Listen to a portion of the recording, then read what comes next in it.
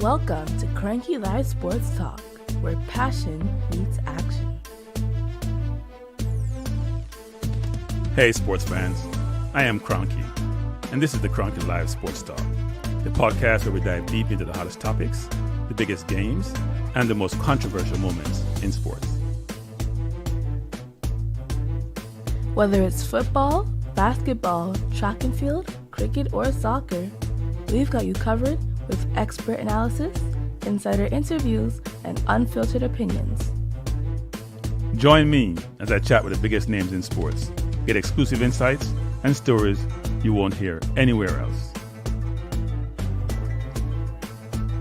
Kranky Live Sports Talk is where you can hear the real talk, the hard-hitting questions, and the hottest takes. So, if you're a true sports fanatic, you don't want to miss out? Subscribe now to the Kranky Live Sports Talk on YouTube and hit that bell icon to never miss an episode. Kranky Live Sports Talk, where sports come alive. Subscribe today.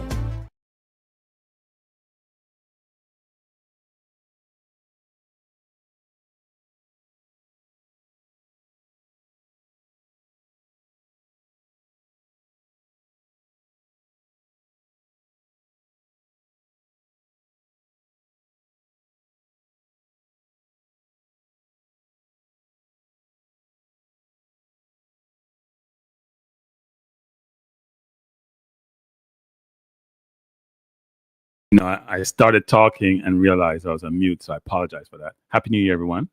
Thanks for joining. Thanks for being here. Bless up, Tuffy Rudy. Skezzy TV. Skezzy TV, I'm not sure if I've seen you before, Skevy. If you haven't been here before, just welcome, and thanks for being here. And if you can see, I actually dropped the link for both my Balance View channel and my Kranky Live channel in the chat. And I'll get to the award ceremony introduction. I want to say thanks for everyone who will join me this evening for this award ceremony. But just as important, more importantly, it is 2025. You should make yourself some resolutions and you should execute against them.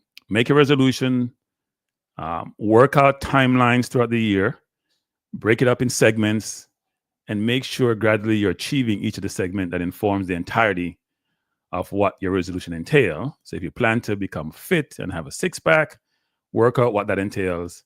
And it should be holistically, if you think through the entire process, step-by-step approach to get to your destination. I will have a guest this evening who's going to join me. We'll get to that a little bit. But I want to say, first of all, thank everyone who have joined me on this journey, on this YouTube journey. As I've talked about numerous times before, I did retire from my corporate job in March. I decided that, you know what, instead of becoming a vegetable, to take on a new venture and to pursue some passions that I have. One of them is just, some people can say, running your mouth or speaking in different environment. One is around talking sports, which I love. I've been told in my household I'm addicted to sports, and that's probably true, even though I've cut back on some sports because I used to be really bad. I used to do NBA, college basketball, college football, NFL, track and field, soccer, and I've cut it back significantly, frankly, but still spend a lot of time doing it. And then there are social matters, which I think are an imperative for us as a community, especially the Black community, that we need to talk about. But we'll get into some of that as we go through the evening. Good evening. I do have my guest. Good evening, Mr. Before the Game, Mr. Andre. How are you doing? Good evening. Good evening. I'm doing good. I'm glad you could join me. Obviously, I know you're traveling, so your attire may be representative of what we're doing, but I appreciate you coming on. And I'm not dressed like you are, which they're very few normally are, actually, very few. That's all right, though. We'll make it work. But let me just say something, actually. I'm going to get some grief this evening. I'll go to the program because the show got postponed. I'm going to get real grief. I extended the voting period, which changed some of the outcomes. And I did it because I want to be as inclusive as possible. So some of you may have won in the previous episode, which we'll get to, and it may not work out this time around, but I do apologize. I can give you a consolation prize or something. But let me say a couple of things. One is, first of all, thanks for being here. Appreciate you being here. Jason Gooner, Ernest, Tuffy, Skezi, as we talked about before, because you make this, all of this, what we're doing here, worthwhile, and I appreciate you and your support. I don't know where this is going. And look, it's the inaugural Kranky Awards, and it's around mainly Reggae Boyz football, but incorporates football media, YouTubers, YouTube commenters, and I wouldn't say ancillary, but the JFF is also part of this whole equation, right? So for those of you who were here before, we're going to redo the entirety of it and finish the entire awards. I think we have about 27 in total. If I did Disappointment, it would go up to about 50 plus. So I decided that was too much to do. And Andre and I don't that much of time to commit to this. Before we dive into awards, I want to take a moment to acknowledge the elephant in the room. The last time we had the awards, which was ongoing, I had a couple of guests on with me. It didn't work out well.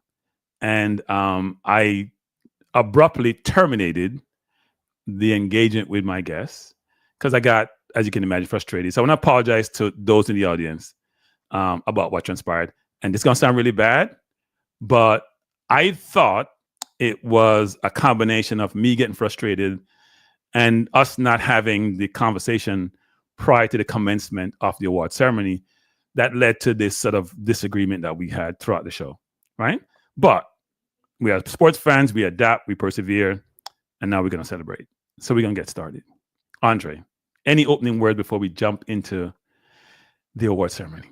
No, I'm just glad that you decided to at least finish the project. You know, it's always good to finish what you started, and I'm glad that you decided to take the time and do it. And I'm happy to try to be part of it and try to help you. But I appreciate you being here. And by the way, Tuffy Rudy, no, there was no Lifetime Achievement Award because I just started in June. I'm not sure who I would give that to. I could give it to someone in the JFF, but no, we don't have one of those segments. But you'll see the segments as we go through this. And another thing before I go, actually.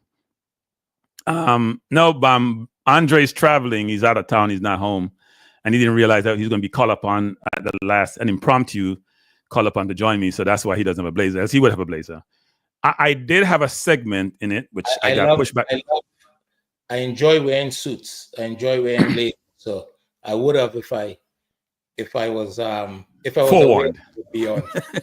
He wasn't forewarned, people. I just called him today and say, look, I'm doing the show. You want to join me? And he said, you know what? I want to help wherever I can. So yes, he's here. I want to make another comment actually, which is around this. I created this show and I had different award segments, which is not always going to be the traditional award segment. So let me give you an example. I had a disappointing segment because it meant to encourage. I took it out because sometimes that could be viewed negatively.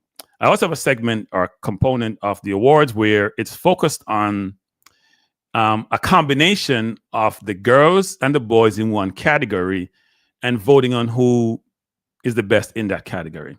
Now, some people say you can't compare females with males in any category. I'm going to give you an analogy. When I worked in corporate, we would have to rank, say all the people who are senior in a certain level, senior, junior, vice president, MDs, we have to rank them. And they worked in verticals. Some didn't work across verticals. So you had no inkling and perspective on their performance, but you know how they perform in their vertical. You'd have to come together and assess, when you think about it, who you thought was best. You may rank them in categories from 1 to 5, and you have to put them in those buckets. And sometimes people get let go because they're in the 1 bucket versus the 5 bucket. You still did your ranking. So I worked in a firm where every year we let go 5% of the persons in the company, basically, between 3 and 5%. You're going to fall in that bucket, and you haven't worked in that category. So this whole concept, like you can't do this, you can't do comparison. You can do anything you want to do. It's my show. I can do anything I want to do. That's my ranking. And you voted, and your vote counts. The only area I have contributed to the voting is that there was a tie for one category for 2 individuals, and I made a decision about which one I thought should be pushed. That was it. I didn't vote in any category. I'm just reading a vote. So, saying all of that, yeah, everything is fine, Andre. Having said all of that, I am going to go ahead and commence the process. And people, I think it should be fun. You ready, Andre? You ready to go down this road and have some fun with voting for all the stars of the year? And by the way, this is all positive. There's no negativity here. So it's all stars. Ready to go? Can't hear you, Andre. Can't hear you. Yes, I am. Yes, I am. Okay. I am ready to go. Oh, we have and you know what?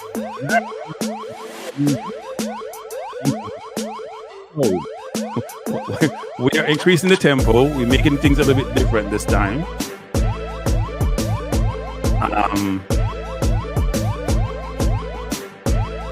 So the first section is Team of the Year, and we have 4 nominees.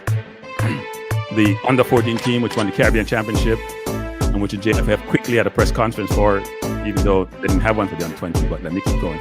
Then we have one for Cavaliers, who were the Caribbean Club champions, did phenomenally well, came back, won the first leg 1-0, down 2-0 in the second leg, got it 2-1. Probably should have even won that game at the end, but end up the champion, and now we'll play in the CONCACAF Club Championship, and actually are automatically in the round of 16, but they'll play Kansas City or into Miami, which should be really interesting, and which will really test them, because if you guys hear me say numerous times on this channel, your challenge is probably outside the Caribbean, but it's great to conquer the Caribbean. I'll take the next step. Third is the CONCACAF Nations League third place team, which did phenomenally well. Could have won the game against the U.S. in the Nations League semifinal. Should have won the game against the U.S. in the Nations League semifinal. Had opportunity to do so. Didn't materialize. But played against Panama in the final. Won 1-0. So kudos to them. And then we can't leave out our Reggae Girlz, who didn't play a lot of football, as you know, over the last 2 years. Played some football, but not with the first team. They had to bring in alternative players. But played a couple games in November against South Africa. Did really well. Won those 2 games. So these are all the nominees. Andre, any comments?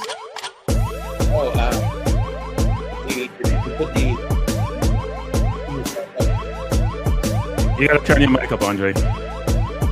If you could put the teams back up, I think the music could be a little bit lower. Okay. No, you guys, yeah, I'll tell you that. It's under 14, third place team, Reggae Boyz, third place team, under 14 Cavaliers, and Reggae Girlz. Say that again, please. I'm not sure why your mic is so low. 1 second. Your mic is very, very low. Can't really hear you. You got to try to turn it up. I can't turn it up from here. Let me just see something. How do I turn up my mic?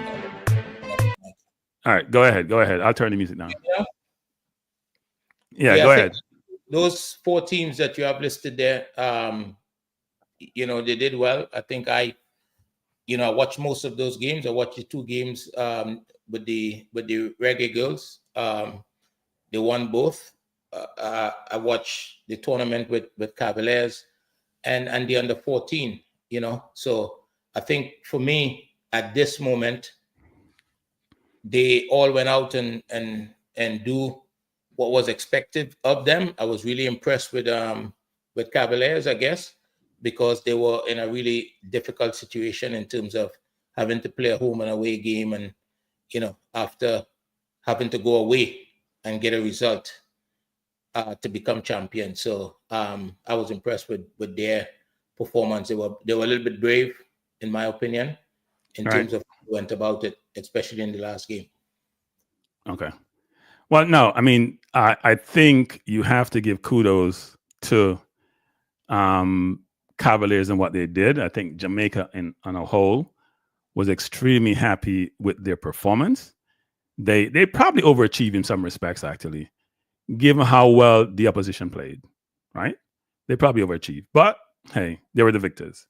So now we go to the drum roll, which has frozen. So,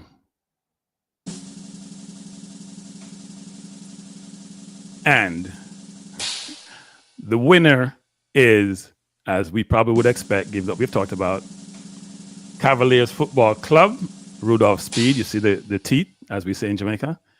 They're very expressive. He's done a really good job.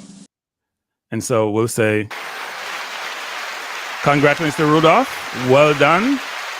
Let's hope it continues in the next round because it only gets tougher. But I'm sure Rudolph is smiling because it is my understanding that he won a pretty change. Is that my understanding? Do you know how much that was, Andre? Not sure what the amount was, but it's a nice chunk. It's a nice chunk. It's a nice chunk of change. Yeah. So he should have money now to do transfers because he always says that his transfer fees 100,000 Jamaican. Yeah. which can be able to buy a patty or a cocoa bread.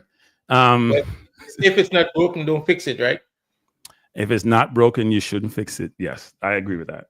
And it's well deserved. I mean, Cavaliers had a phenomenal year. They won the JPL.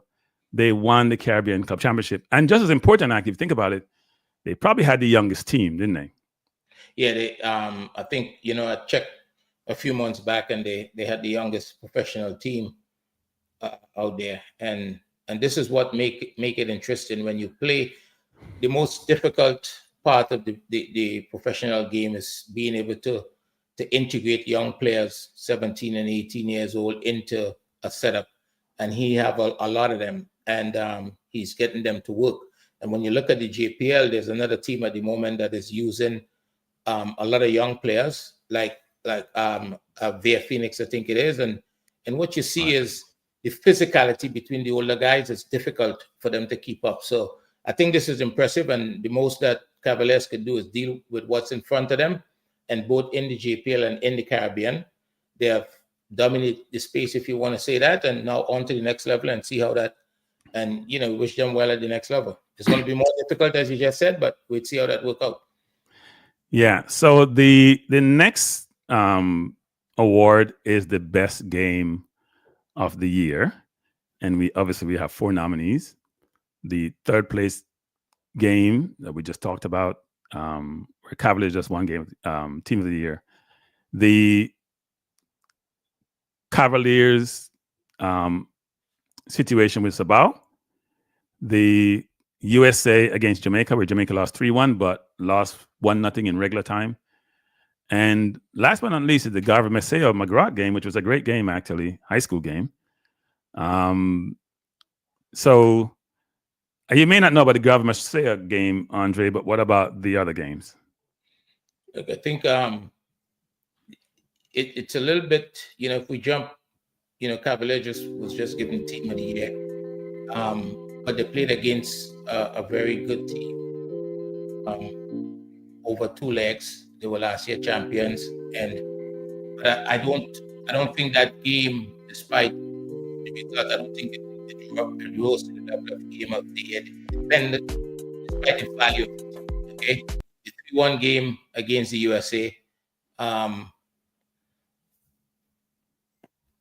That's a difficult one to call, but I think the level of the third place game with the Reggae Girlz, I think for me that's high up there on my list. It's high up there on my list. The third place game. Okay. Yeah, the third place game. Well, look, at the end of the day, I think all 4 to me warrant being there. Difficult games, well played, exciting. And I think when you think about these teams, the games were very entertaining for the fans, which is most important, right? So when the games are entertaining for the fans and the fans are enjoying themselves, and yes, you want to come out victorious, and sometimes that may not materialize, but I think the fans enjoy the game very much so. So I won't do the drum roll. I'll just announce the winner because I'm dealing with so many different things here. And the winner is, for the best game of the year, and not shockingly, and is the Jamaica versus Panama game, where Jamaica beat Panama by 1-0. And frankly, if you think about this game and the outcome, Jamaica had been Panama for a while. So well done, Jamaica.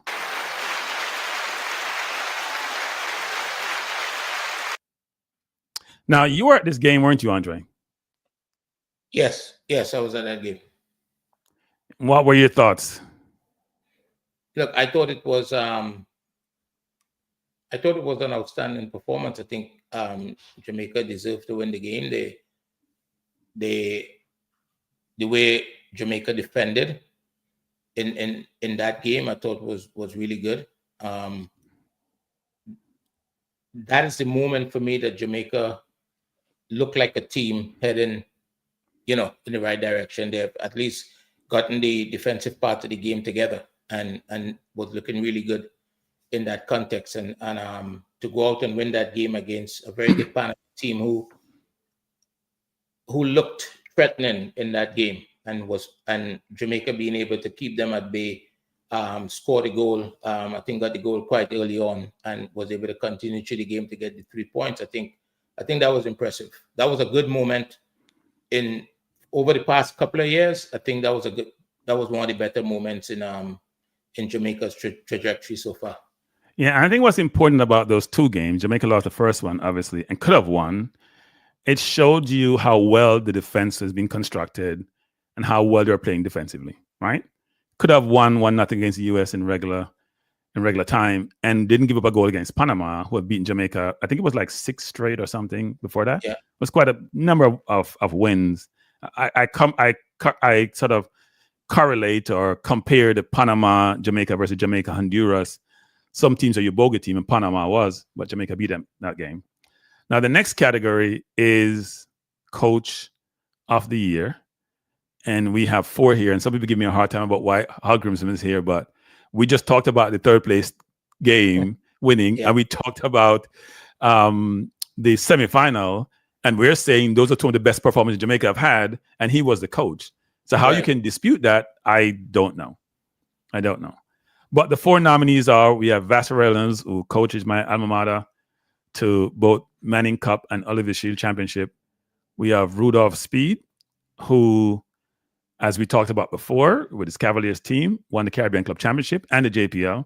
We have Andrew Peart, who coached Glenmuir. I think they won the Champions Cup and seemed to be we were told they won the best teams football in one of the best teams in school football. But the query I have for people is, and people want to go compare them as their legendary team, they only won 1 trophy. They didn't win the Manning Cup. They didn't win Oliver Shield. So they may be in a very good team and he's a very good coach, but you have to manage that perspective. And then last but not least was Hogrimson, who now coaches Ireland, but who I think did a phenomenal job defensively with Jamaica. And I actually had a chance to go to one of their training sessions. And the goal they scored against the US was something they practice, right? Because you don't get a lot of practice time when you do international, when you have managed international teams. And the goal that Greg Lee scored was the goal that and Arsenal had the same play. They throw it down to the byline, hit it over to the far post, and then try to have somebody run on and head it in. So really good outcome in that game, actually. So a good thing. So you have to have my little for these introductions. Thoughts, Andre? Yeah, I'm not so sure why you're associating Jamaica with Arsenal in this moment, but no, I'm just talking about what I see Arsenal does is when they have the ball deep in the final third, they throw the ball down the line to maybe Odegaard most times, maybe if Ben White is throwing it, or the other right back is throwing it down. They try to throw. That's why they get called for yellow cards for time wasting, but it's not time wasting. They're trying to get the play exactly as they practice it, to then throw the ball down the line, head it over to the far post, or control and try to play it over. So yeah, there's an analogy there and a comparative there.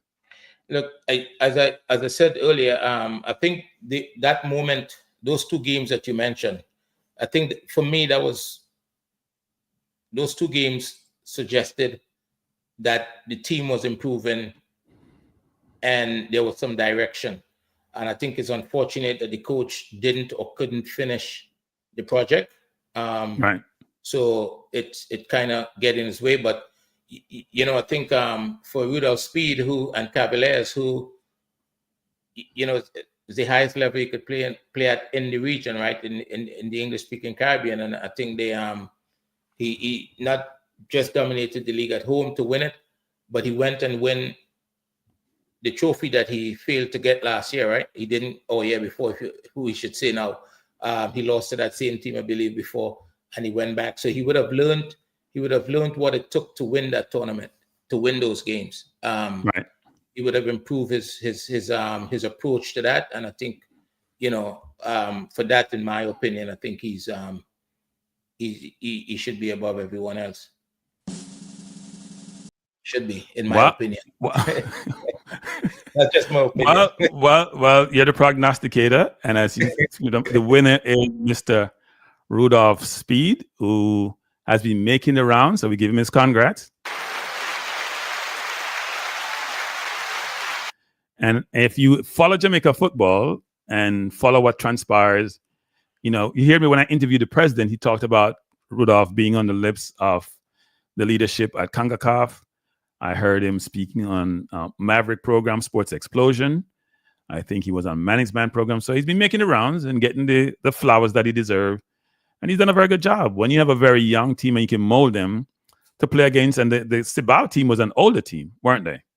Very seasoned team, very mature team, and able to come out on top. And playing away from home when you're down 2-0. And I think the best part of what I think strategically did a good job when I was watching that game, a couple of things. One is they were down at halftime, and you could see it was a different team came out second half. He made a change and bring on a Trinidadian, which was shocking because, Trinidad is not that very good in football anymore. But Trinidadian who came on and played brilliantly, actually, I think helped to change the game, maybe the one who changed the game. But I think also during that game, and you saw the composure the team exercised and expressed in the second half, but also he brought a play on in the 75th minute and took him off in the 85th minute because I was screaming for the player to be taken off because I thought he was just not in the game. And I did communicate it, and he said, look, he had to make that change. I sent him a message saying, well, when we were engaging, a message saying that brilliant move. I think you did a wonderful job in that situation and that circumstance. And he said he had to make the move given facts and circumstances and how the player was playing. So kudos to him and his organization. Yes, sometimes as coaches, you wear many hats and you have to make tough decisions, right? And the ones that is willing to make them, because winning is not easy. To win, you have to be decisive. You need to be resilient. You need to be clear about what you want to accomplish, and you've got to make sure everybody is on board. So at the end of the day, he did what he was supposed to do, and it shows that he's learning. He learned from last year, from the failure, if you want to call it that, last year, and he went and he get results. So kudos to him. Yeah, no, and look, he's getting his flowers. He deserves his flowers. And as you said, kudos to him. And we'll see what happens next round, but long may it continue. Right? Long may it continue. So we're gonna go to the next category, which is an interesting one, given all the parties who are up for this award. And it's the Reggae Boyz Football of the Year. Now, I thought this was an interesting one because there's some very good players here. We have Damian Lowe, who gets a lot of grief from fans. But when you look at the games and the stat sheet, he fills up the stat sheet.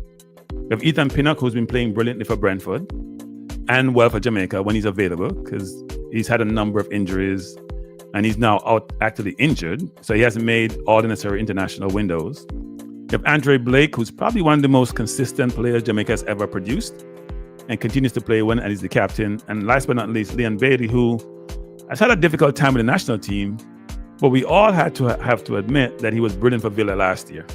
Not necessarily the current year, this is a last year award. He was brilliant for Villa in 2024. At least for the first 6 months of 24, this has been a more challenging 24. But I think there were a lot of conversation about him last year. Should he play for a top 4 team? Would he go to a top 4 team? Things have leveled off somewhat, but you have to give him his kudos for the first half of the year. Thoughts, Andre? Yeah, if we start with Leon, he had a very good season last year with his club team in the EPL. I think he had 10 goals and 5 assists or something like that, and that's a pretty decent season as a winger. About that, I think Andre Blake has had a few good seasons in the MLS, but he's been really good for Jamaica as well. He's been consistent, and he's been there when Jamaica needed him. In the tough games, he made some really big saves throughout the year. Ethan Pinnock he's steady. I think everybody feels, it seems as though everybody feels more comfortable when he's part of the defense. He makes it a little bit more presentable in terms of make it harder to breach. But I think, you know how I feel about Damon Lowe. He seems to always be willing. He always shows up for Jamaica. He always out there trying to give his best. And I think he had one of the most important moments, I think, so far in this period, in the whole qualification process and everything else that Jamaica have done over the past couple of years, is the qualification for the Copa America. That game in Canada, huge. I think he I hate to say single-handedly, because it's you always got to think about the collective, because it's a team game and everybody have a role to play. But I think his contribution in that game was massive. It was significant. And well, I've said this numerous times. I've gotten some grief for it. I think it's the most effective and dominating performance I've ever seen from a Jamaican footballer, and it was only in one half of play. So if you look at Jamaica's and it's also important given the level of the competition and the importance of the game. I think people don't seem to realize that. Yeah. Because we don't win that game, no one's guaranteed we're going to win in the next team we play. It was probably going to be Trinidad. I'm not sure who we're going to be to get to the semifinal, right? Canada would have gone through. US would have gone through. South Panama. You need one more team. And I thought his play against Canada, who's one of the perennial top teams in the region, was ridiculously good. He dominated. He created fear in the opponents, and it materialized himself. It materialized in the game in Jamaica winning that game. Well, and I think the thing about that. But that game was last year, but it still matters. I mean, 2023, I should say, November, not 24. Yeah. The thing about that performance is that there was a lot of value in terms of the outcome, right? Yeah. And qualifying and everything else. So, it's this is a tough one, right? This is a tough one. It is a tough one. It is a tough one. But somebody has to win, right? Yeah, somebody has to win. Somebody has to win when we have these. You got to be sure about this. Somebody has to win. Some people are going to agree with the choice, and some people are going to disagree. So we'll say the winner is Mr. the captain. Yeah. Andre Blake.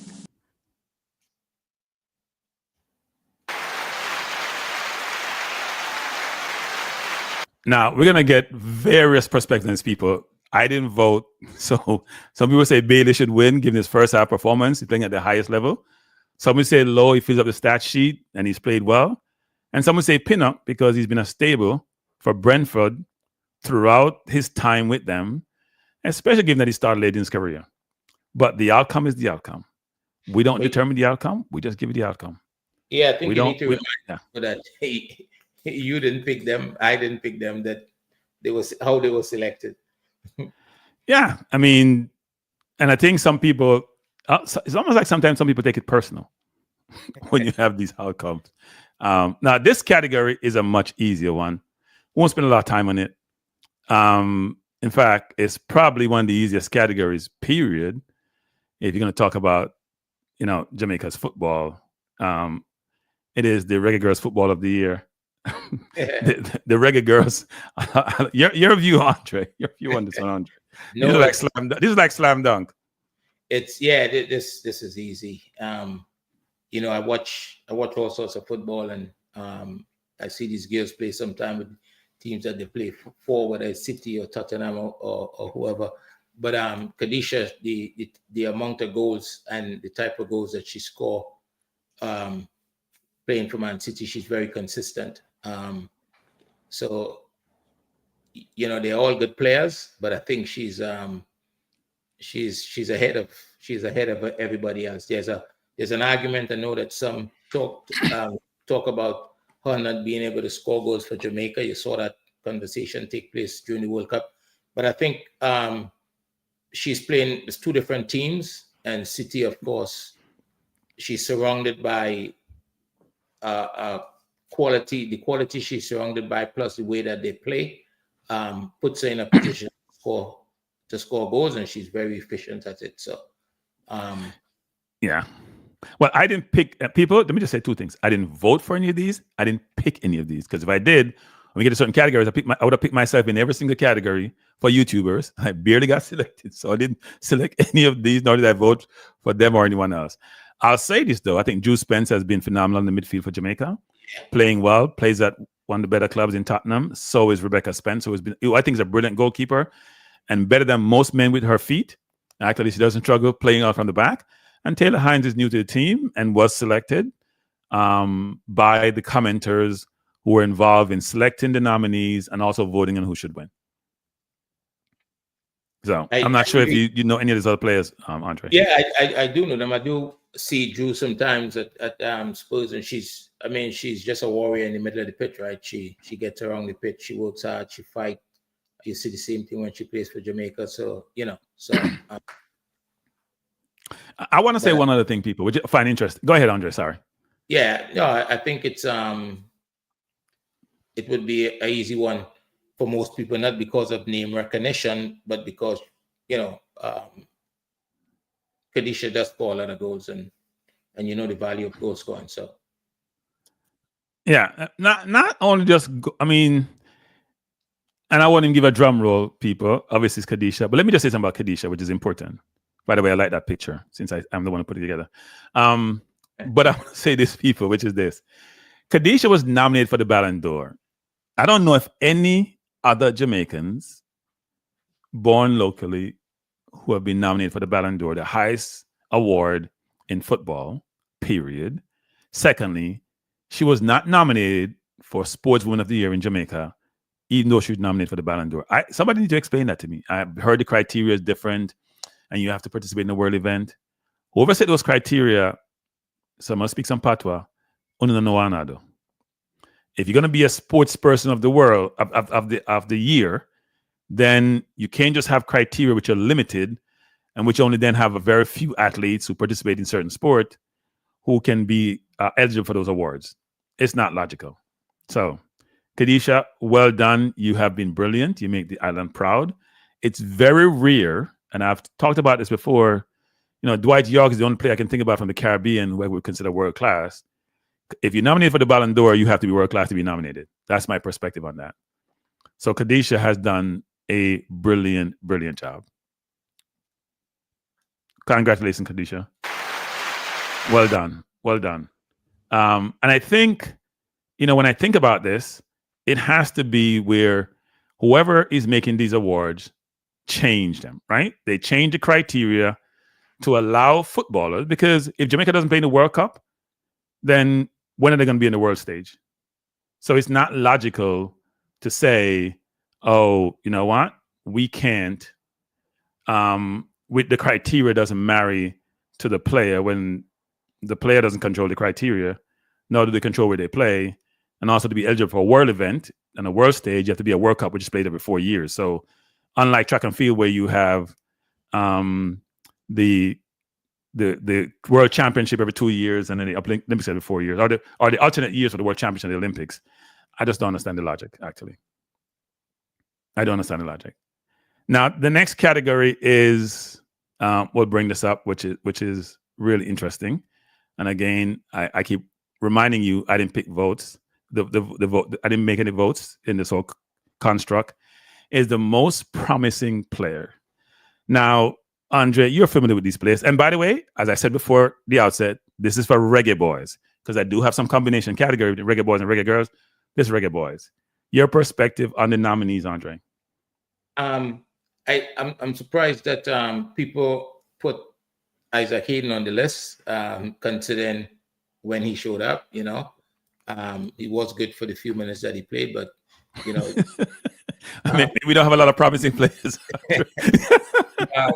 Dujan Whisper has been out of the game. One second, Andre. People, promising doesn't mean that you're young.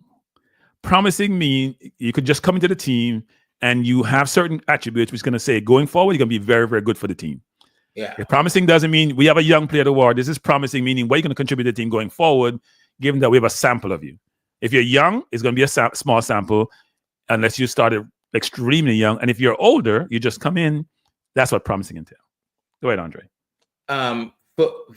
Kaheem Dixon is in a unique position. As I mentioned earlier, he's in the most difficult time of his development in terms of being at a club that is willing to take the chance to work him into the first team. There's a lot of young players don't get that opportunity because coach may not be brave enough,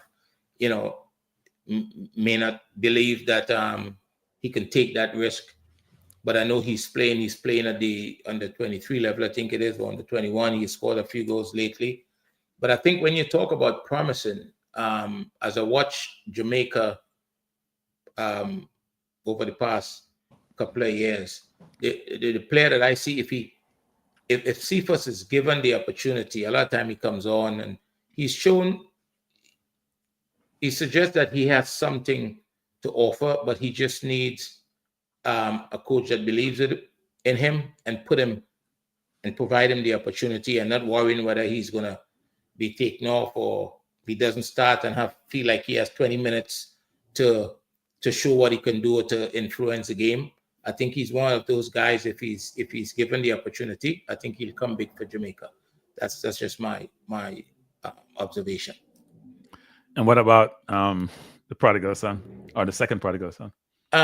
He's been injured. He's a talented kid. He did well the year before in schoolboy football, and I saw a few games. I saw half of a game with him playing with the second team at Chelsea. I saw some highlights, but then he's been injured and he's been out for a long time, right? And with that type of injury, we don't know what the future holds. When you have surgery on your knee and you're out for that long, the game is moving, right? There's other players coming and going. And so I just wish that he would recover and still be able to do to meet the expectation that was created of him. I just pray that he's able to do that. And the winner is Mr. Kaheem Dixon. Now, I find this one interesting, actually. Would I have voted for Kaheem? I thought that all the nominees, apart from maybe say Hayden, who was more seasoned, and I can understand why people are saying why he's there, to focus on young players. But I think if you go through each of the players, Kaheem, to me, doesn't look out of place when he goes in the national team, even though he just came from schoolboy football. I think Cephas, to me, has enormous potential, and you can't make speed. Speed is innate. Right? You can develop it, you can enhance it, but it's innate. And if you have a football ability and a speed, those combinations are, to me, what we call killers and can be differentiators. And I expect him to continue to do well. He's scoring goals for his club team.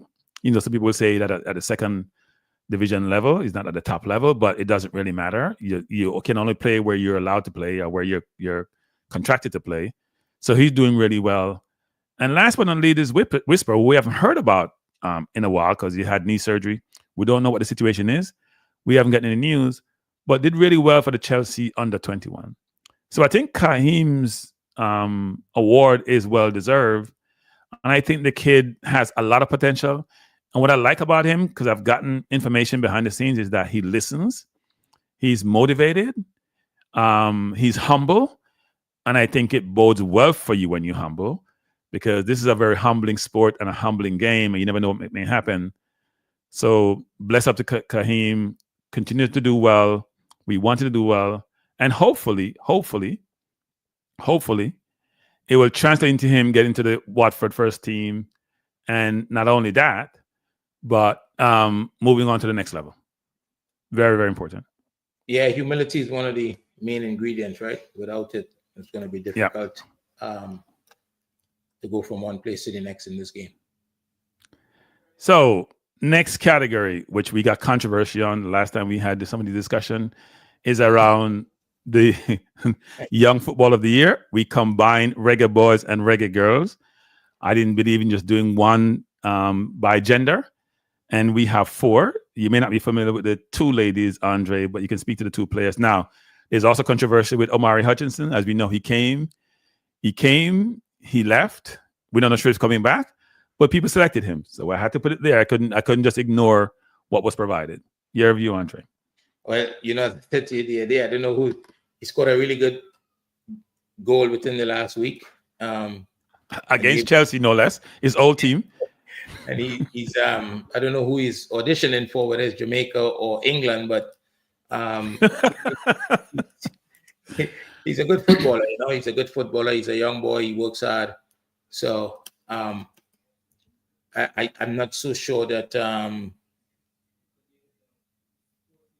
he's not a Reggae Boyz as yet. So I'm not so sure that he should be in this category, but he's here, right? Well, people pick him maybe with a sense of hope. Maybe they want us to give back information to him. Say, you know what?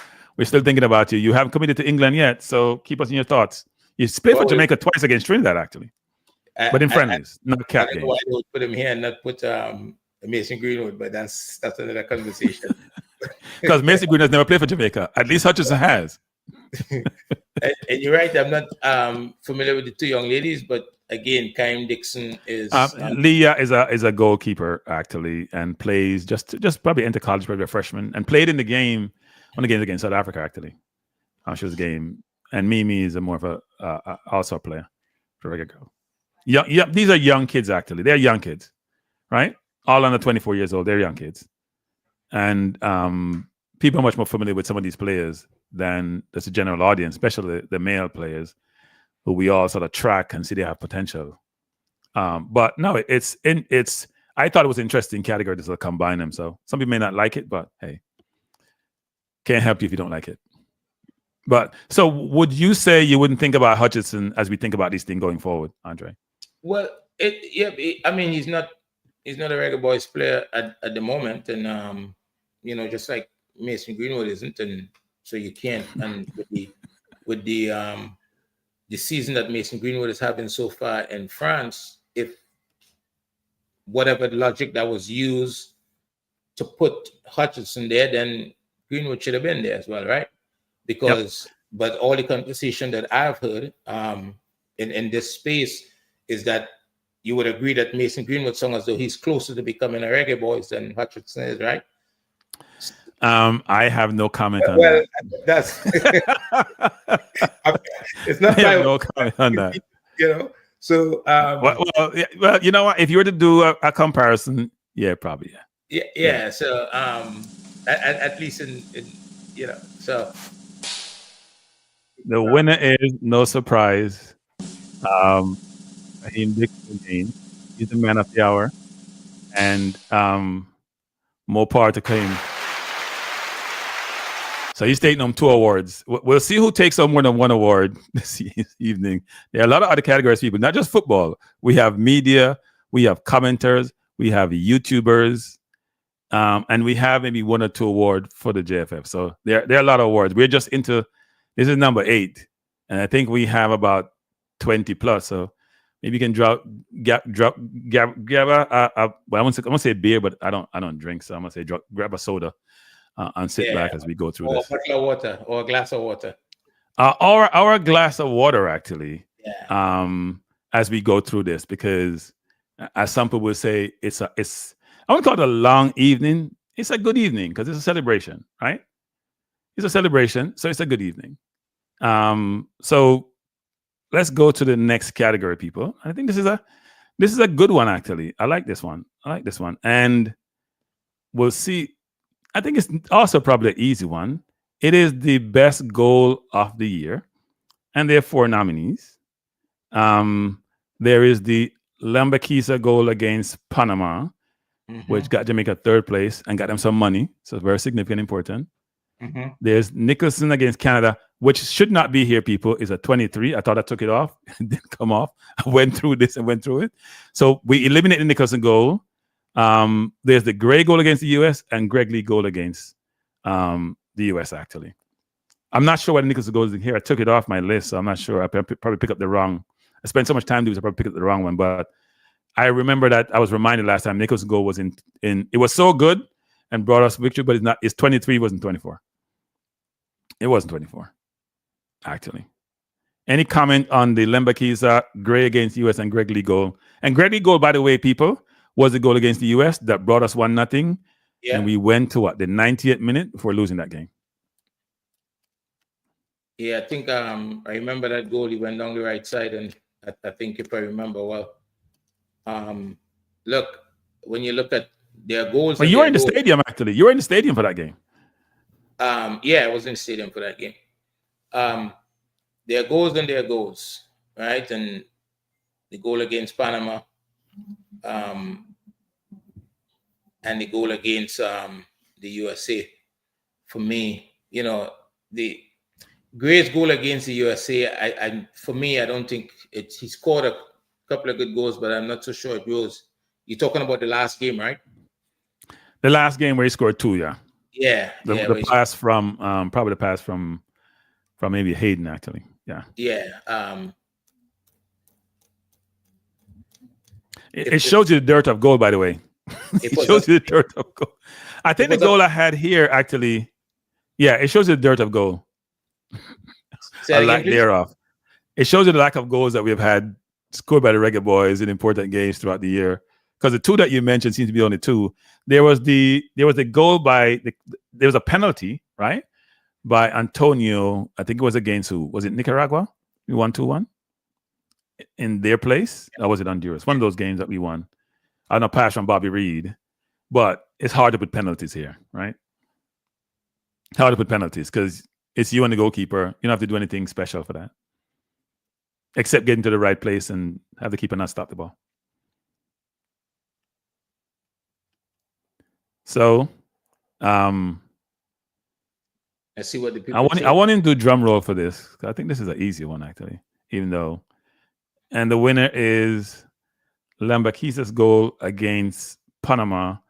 And it was it was a very, very impressive goal. He took it well, laid back, laced through it, and it registered. And if you're in the stadium, you felt the vibes there.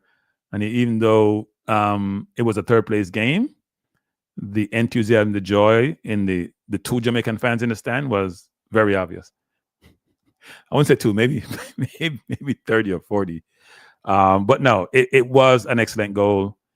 And I do think, though, if you look at this category, that we see, and given that Antonio is not out, that we're going to need more help in scoring goals going forward. Well, that's part of the game, right? And sometimes somebody, the space opens up and somebody's put into there and they deliver. And as I said earlier on, I think Cephas has something to offer. So, yeah, he does. And the question is, so we don't want to make this a Cephas conversation, but the question about Cephas continues, right? It's about his decision making, and we hope that improves. We hope that improves. So the next category, and this, we won't spend a lot of time on this, people. We just go through this one quickly. It's the save of the year. There's only been one goalkeeper. He saves everything that's coming inside, apart from maybe the last U.S. game. We have the save against Nicaragua. We have the save against U.S. and against Honduras. I'm not going to play a drum roll. I'm not going to play a clap.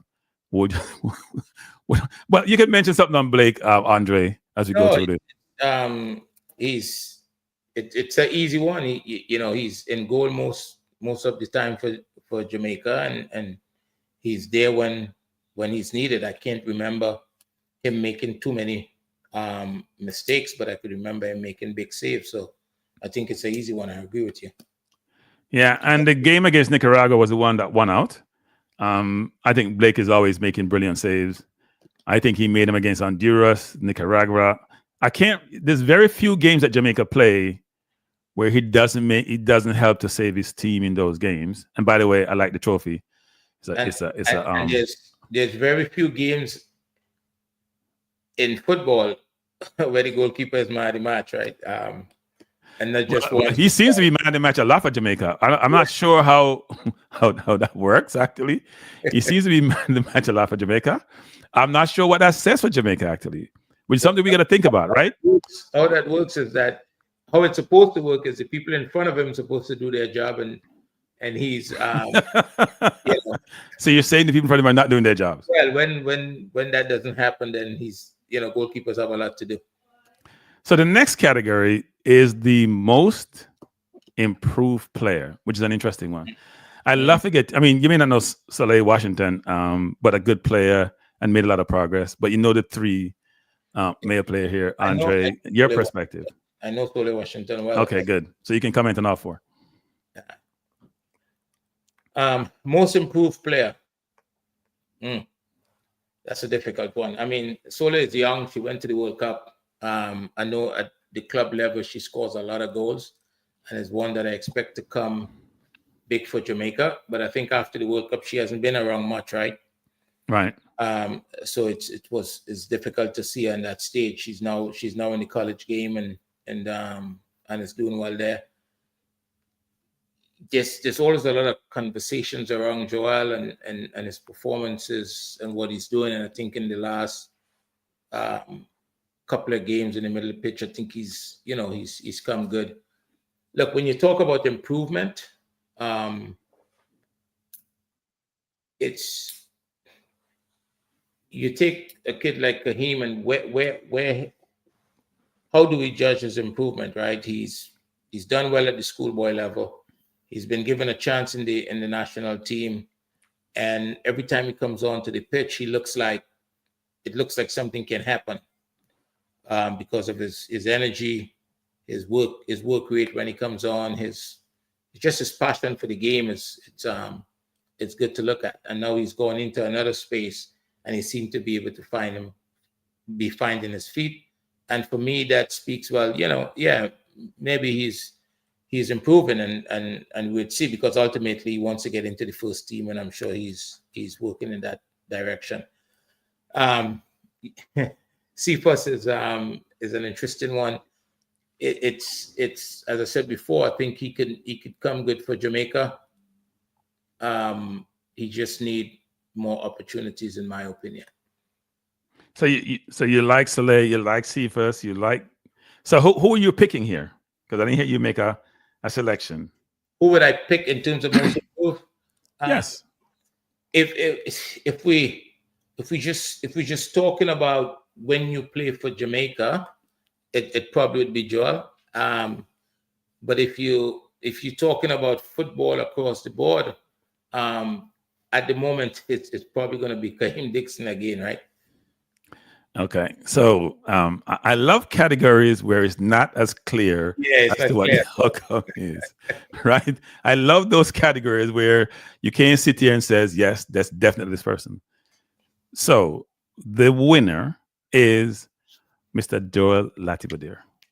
And by the way, people, I spend time coming up with pictures that gonna equate to the play outside of their football uniform to try to get them into a more formal environment. You have to search for these pictures, but Lowell is the winner. Looking spiffy, looking sharp, actually. I like his hairdo.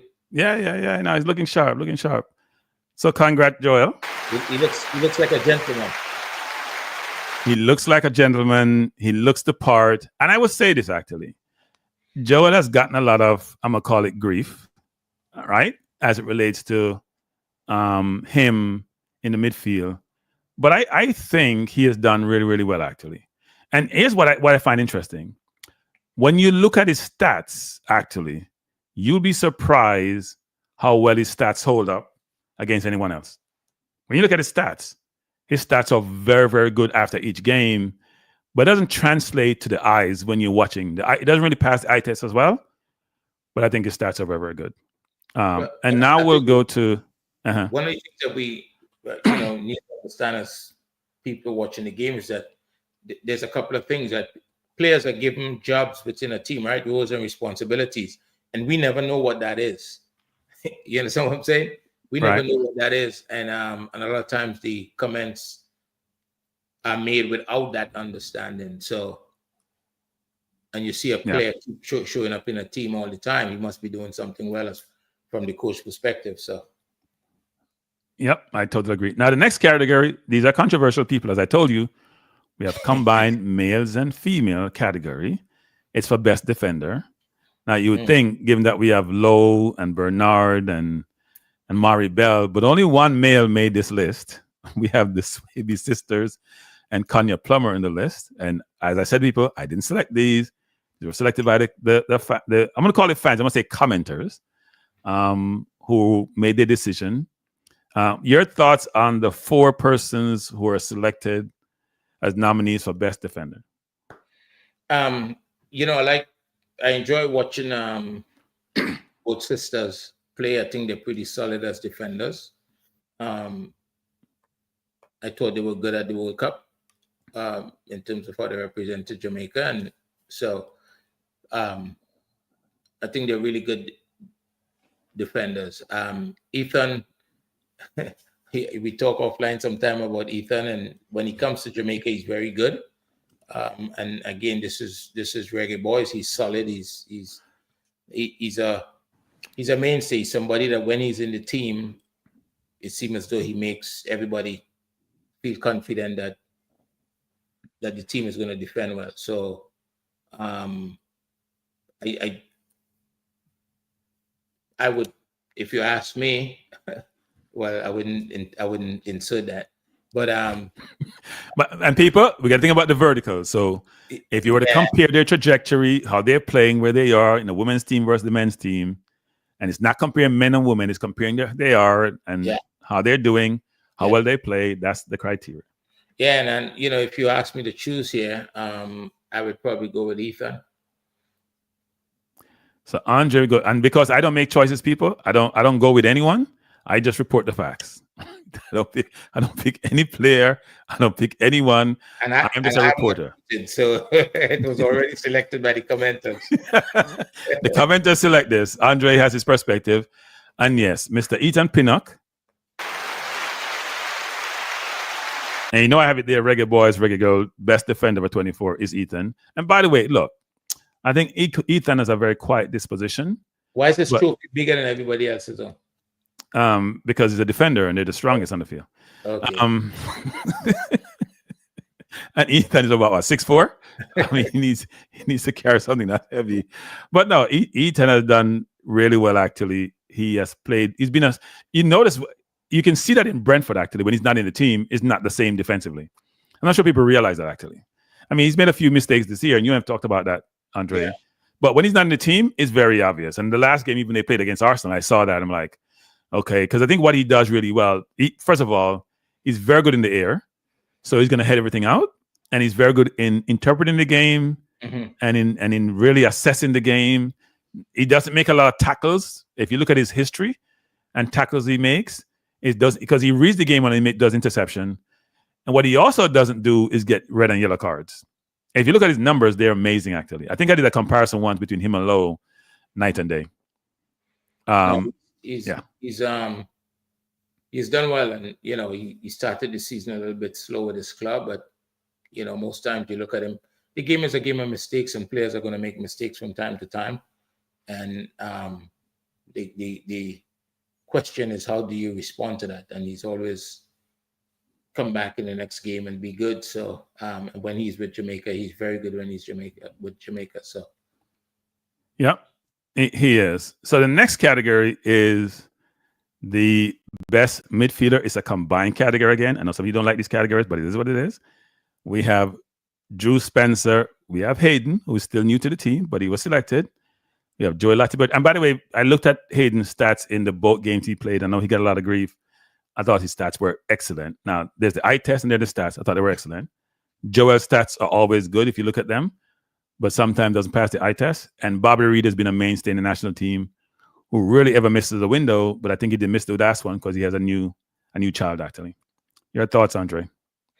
Yeah, I think, you know, we mentioned just now about Drew. She works very hard in the middle of the pitch. She has a strong presence. I like to watch her play when, you know, both when she played for Jamaica and with her club team. Isaac Hayden for Jamaica, as I said just now, he hasn't played a lot. You know, he's recently in the last window showed up and played he didn't play in the first game when he started in the second game or something like that. He played one half in one game, then he played the entire game against the US, the second game, which we got overrun. Good. and he was good. But Joel, as we talked about just now, is most improved. He's done well. But Bobby Reid, whenever he plays for Jamaica, he's a guy that could be overlooked, but he does a lot in the middle of the pitch for Jamaica. I think when he in the EPL, you could look at it that way also. He's out there, he's making things happen, but he does it in a quiet way. I think when he's in the Jamaican midfield, when he is in the Jamaican team, the team is a better team. And I think what he does really well for me, actually, he's the leader on the field. He's a leader on the field. It's very obvious he leads when he's out there. And the team seem to respond to his leadership. So the winner is, and I love these pictures, Mr. Bobby Reid. Cool, calm, collective. In pink, but he makes pink look good. This is as a disclaimer. These are not my selections. I'm just sharing my observation. It may look like. No, this is not my selection either, people. So as I said before, the category, I respond for the categories. It's a Reggae Boyz, Reggae Girlz combination. I thought Juice Spencer. Look, I think it would have been Juice Spencer or Bobby Reid, actually, if you think about how Juice has done for the national team. But she hasn't played a lot of football in 24 for the national team, even though she played for a club team. But I think Bobby Reid, who's not getting a lot of time at Leicester this year and who played at Fulham last year, has been, if you want to talk about commitment, because I hear this commitment question comes up a lot for heritage players or English-born players or overseas-born players, I don't think anyone can question his contribution to the national team, how well he has played, what he has done, his leadership. I think those are clear as day. And I do think someone like him can help to get rid of that argument and that continuous argument that we have about the, players born overseas and commitment versus those who are local. Yeah. It's a sad argument, but it's out there. Yeah, it's really a sad one. So the next category is Reggae Boyz Girl Best Forward. See, people, there's a reason why we have these categories, because the people you think will win don't always win. Your views on the four selectees are nominees, Andre.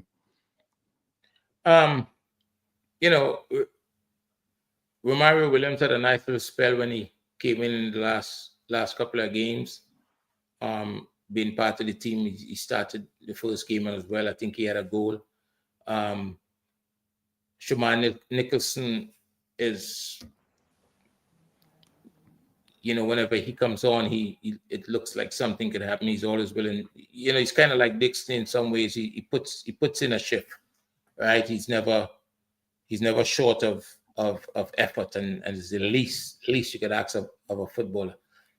Mikel Antonio, I know that he doesn't score enough goals for your liking. No, he scored enough goals for me. I mean, he's injured, so he's great. He's wonderful. He scores enough goals for me. But he works hard. He's a good footballer. He works hard. But when I think Khadijah has outscored everybody. I don't think anybody has scored more goals than she did. So for me, that's an easy one as well. Okay, so Andre says an easy one. I'll comment on the four footballers. I think Romario Williams did better than I thought he would when he came into the team and the games he played in. He's not a first-team selection.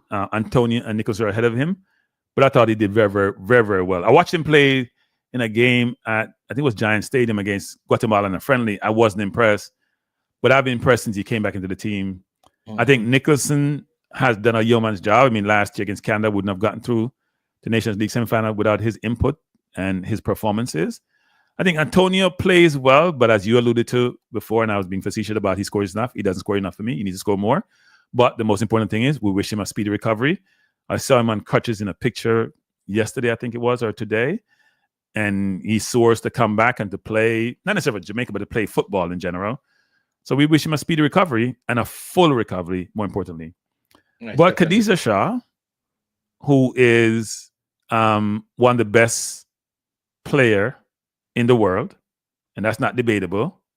I think it says a lot about her and her journey and her performances and the outcome and the fact that when you get nominated for the Ballon d'Or, it says a lot. So the winner is, and not surprising, but the best forward in 2024 is Khadija Shah.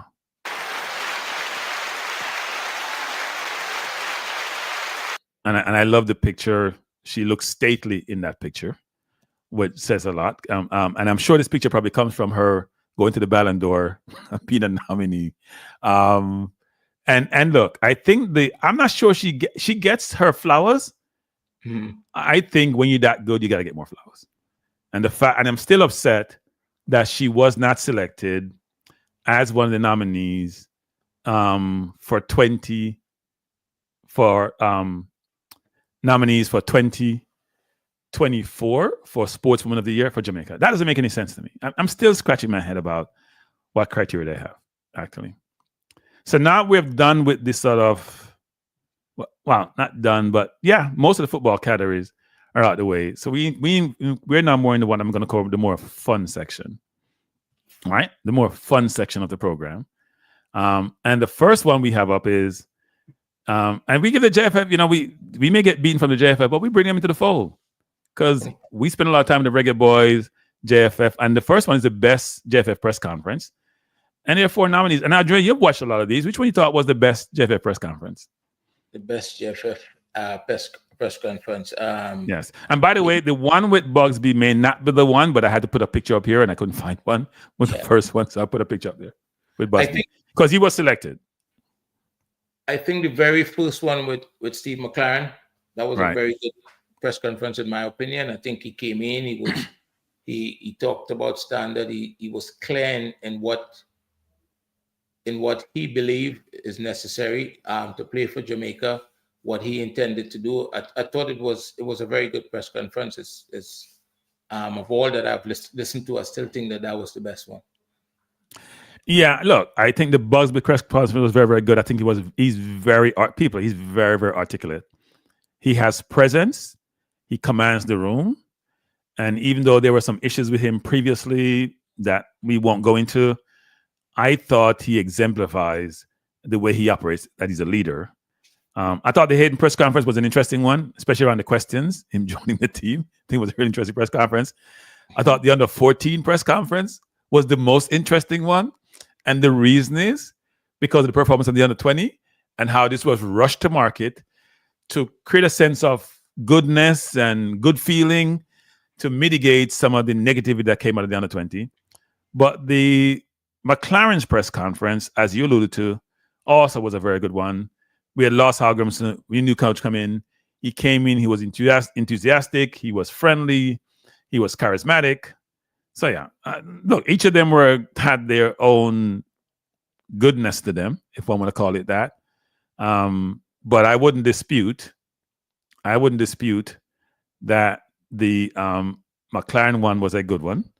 But I just thought for the ones that I've seen that I actually love the Bugsby press conference because I'm always going to be somebody who's very focused on outcome and focused on how well does the leader of your national team program, coach or manager, how well do they come across? And can they represent the island and the country? And as you mentioned, the winner is the Steve McLaren's press conference. I did use the president there because I didn't want to put Steve McLaren there receiving a trophy. He hasn't done anything to get a trophy yet. He hasn't won anything. At least the JFF has won the under 14. Yeah, but you are giving him a trophy for having it. I'm going to give it to the president. I like the president, by the way. So I'm going to give him a trophy. And I said the trophy is representative of having a mic there, by the way. I just want to bring these little details to people that we spend time putting this together. There's a mic on the trophy as the JFF Best Press Conference. And they've had a number of them throughout the year. And let me say this about press conferences, actually. And I did have a disappointing one. A very disappointing one where somebody came to a press conference, I'm going to use euphemism, not well attired is the way I put it. Not well attired. In fact, poorly attired. I'm going to say this to people who are involved in the process. Those things should never happen. You can't be the representative for your organization in a press conference and come into press conference when you're in your how would I put it? You're in you're very comfortable in your environment. Let's put it that way. You're too comfortable. If it's a press conference, you can't be too comfortable. Okay? So if you're from the traditional media, and this was a person in traditional media, it's not a good look. But I'll say this. Since Simon has taken over, it's been the conferences are run very professionally, actually. He's very professional, very organized. They may be a little bit delayed, but it's a cultural thing to be delayed sometimes. It's nothing to do with Simon. But I think he's very articulate, he's very professional, and he's very knowledgeable about Reggae Boyz football. And as he mentioned, as I had been bringing out the question about the coach and what he's doing, and he's knowing the player, he would educate and inform me that, Kranky, XYZ, the coach knows the players, but he does leverage Marin Gordon quite a bit, and that's fair, even though I still think he should know them more. Now, I'm sure you would like to have a couple more questions. I'm much more questions. Much more. In the press conference, I'm sure you'd like to have a couple more questions. So. Yeah, the 2-question thing, you hear me mention that in the press conference, right? Sometimes I go to the press conference with like 15 questions. And I know people going to say, what are you talking about? Yeah, because I have my priority question, number 1, number 2 to number 15, right? It depends. If somebody asks my question, I'm going to check it off the box and go with another one. But sometimes when you ask a question, Simon will say, and it's a 3-part question, the first question, you asked 2 questions, you asked 3 questions. So I have to find a way to work with Simon to come to the point where we agree that my questions are 2, not 4, and I get my questions answered. So, but thanks for reminding me. That's something I have to bring up if I'm allowed in future press conferences. So the next category is, and now we're in the fun stuff, people. Best media person of the year. I did make the selection, and media person, by the way, includes YouTubers. So these are the ones who are selected. I didn't see some YouTubers here. I expected to be here.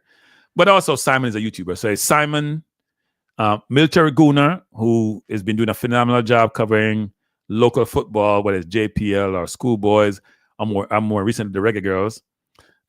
Jason Gunner from Jason Gunner TV. Go and subscribe to his channel. And Gunner comes to the show very prepared, well-informed, very strategic in terms of how he breaks down the games.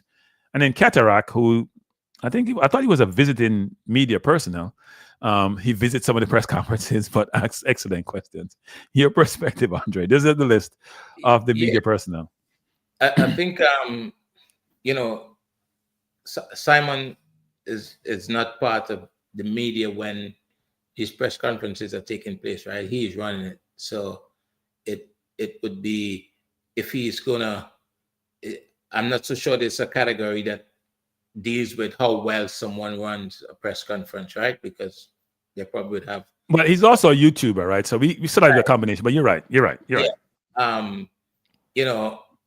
Military Guna, he covers. He does a lot of work. He seems to work very hard and put a lot of content out and whatever. So does Jason Guna. I think when you talk about media person, if we talking about at the press conferences, we would want to look at the quality of the questions, right? Yeah. And I think the quality of the questions, most times it comes from Kataraki. Little bit. You also Duke is trying to give trouble in. Sorry. He's a little bit late. I think Duckland is right. I think Duckland is right. Yeah.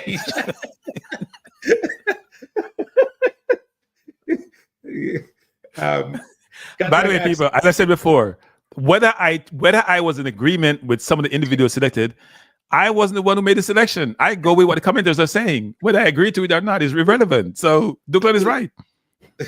Challenge the category. This is the second attempt, right? But he asked some really good questions in the press conference. He asked the type of questions you would expect from media people. It's not to suggest that the others don't ask good questions, but for me, if I was choosing from before, I would you'd like to hear, if you give Cataract 3 or 4 questions, I'm sure he would, with a little bit of guidelines, have to preface it with too much, too big of a statement. But I think he does a really good job. Well, the winner, who was not selected by me, people, selected by you, of the media person of the year, and I don't know what Declan is saying, is no other than I would expect Simon. And see, we have Simon very formal looking, dressed appropriately for the occasion. It doesn't Simon look like actually had a. Tell me if you guys can hear this. Simon actually had a message which I had him sent to me. Tell me if you can hear this, because I couldn't get it on my other phone, and it refused to play now. Good morning to all of the viewers on Kranky Live TV. This is Simon Preston here. Hope everybody's doing well. Just want to say thank you very much to everybody for your nomination. Coming to be the recipient of these awards, greatly appreciated. I just want to give a message to everybody for 2025, not only to wish everybody all the best, but in addition to that, I would like to say to everybody, let us unite, all hands on deck, for the most important year of our lives, because 2025 defines if we will be at the World Cup in 2026. So all of us, all stakeholders, let us unite, hold hands together to help us achieve the goals and achieve our mission of getting to USA, Canada, Mexico World Cup 2026. So people, that's a real media person right there. And I had asked him to call in way back when for the first show. He couldn't call in. So he did send me, via voicemail, his perspective. So Simon, congratulations.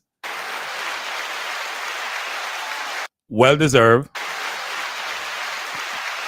And we laud you for your accomplishment this year, because I can tell you this, and this is not to denigrate anyone who was previously running these press conferences, but I'll say this, it's night and day.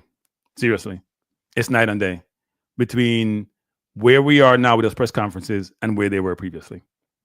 So congrats, Simon. And for that, you deserve some music too.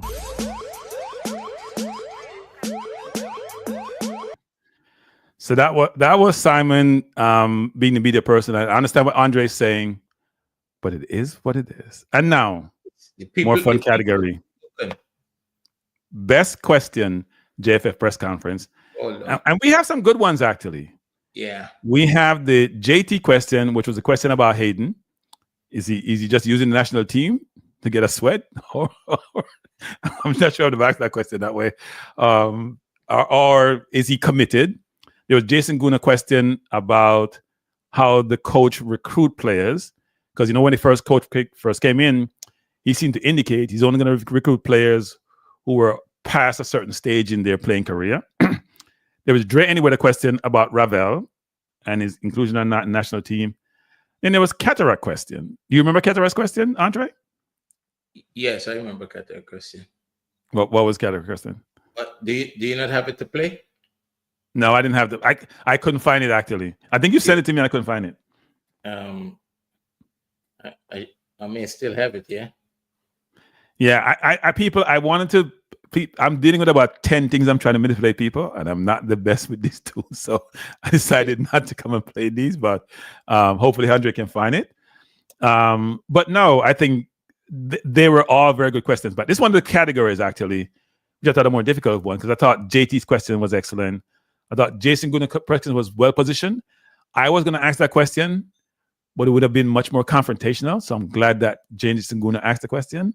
I think Drainey with a question about Ravel, because we all talk about Ravel, was very good. And Andre's trying to find Cataract's question, if he can locate it.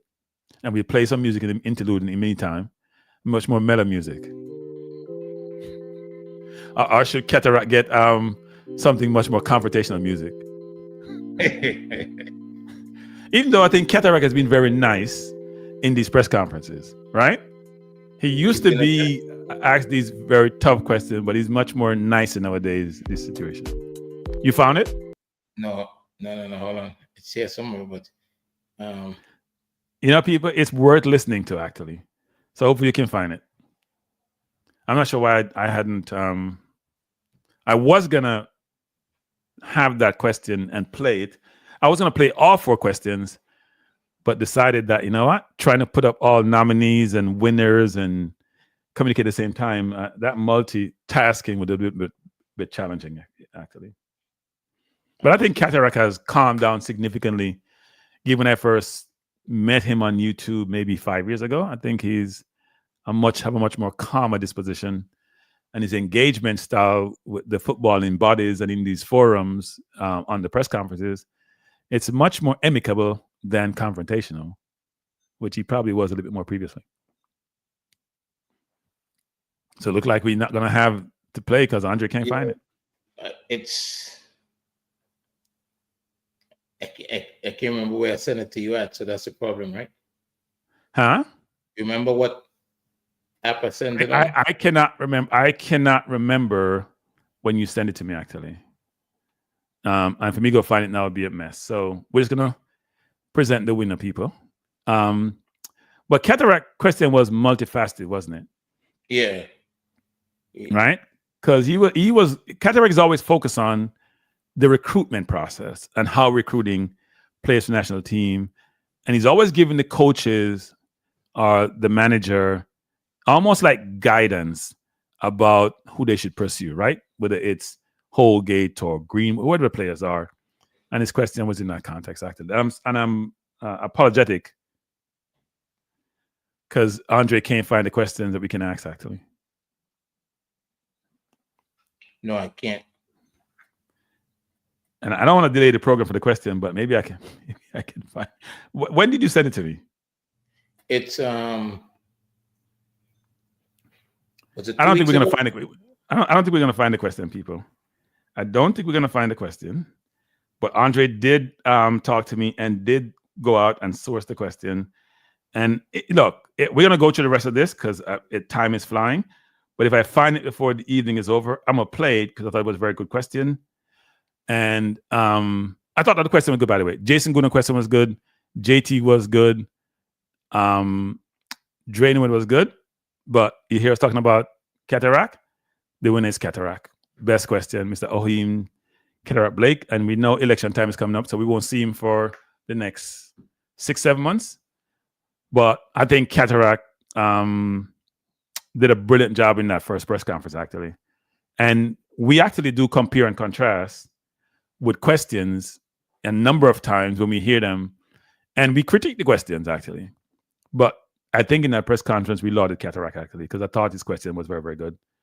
And as I said before, he's less confrontational than he's been in the past. So I will say this.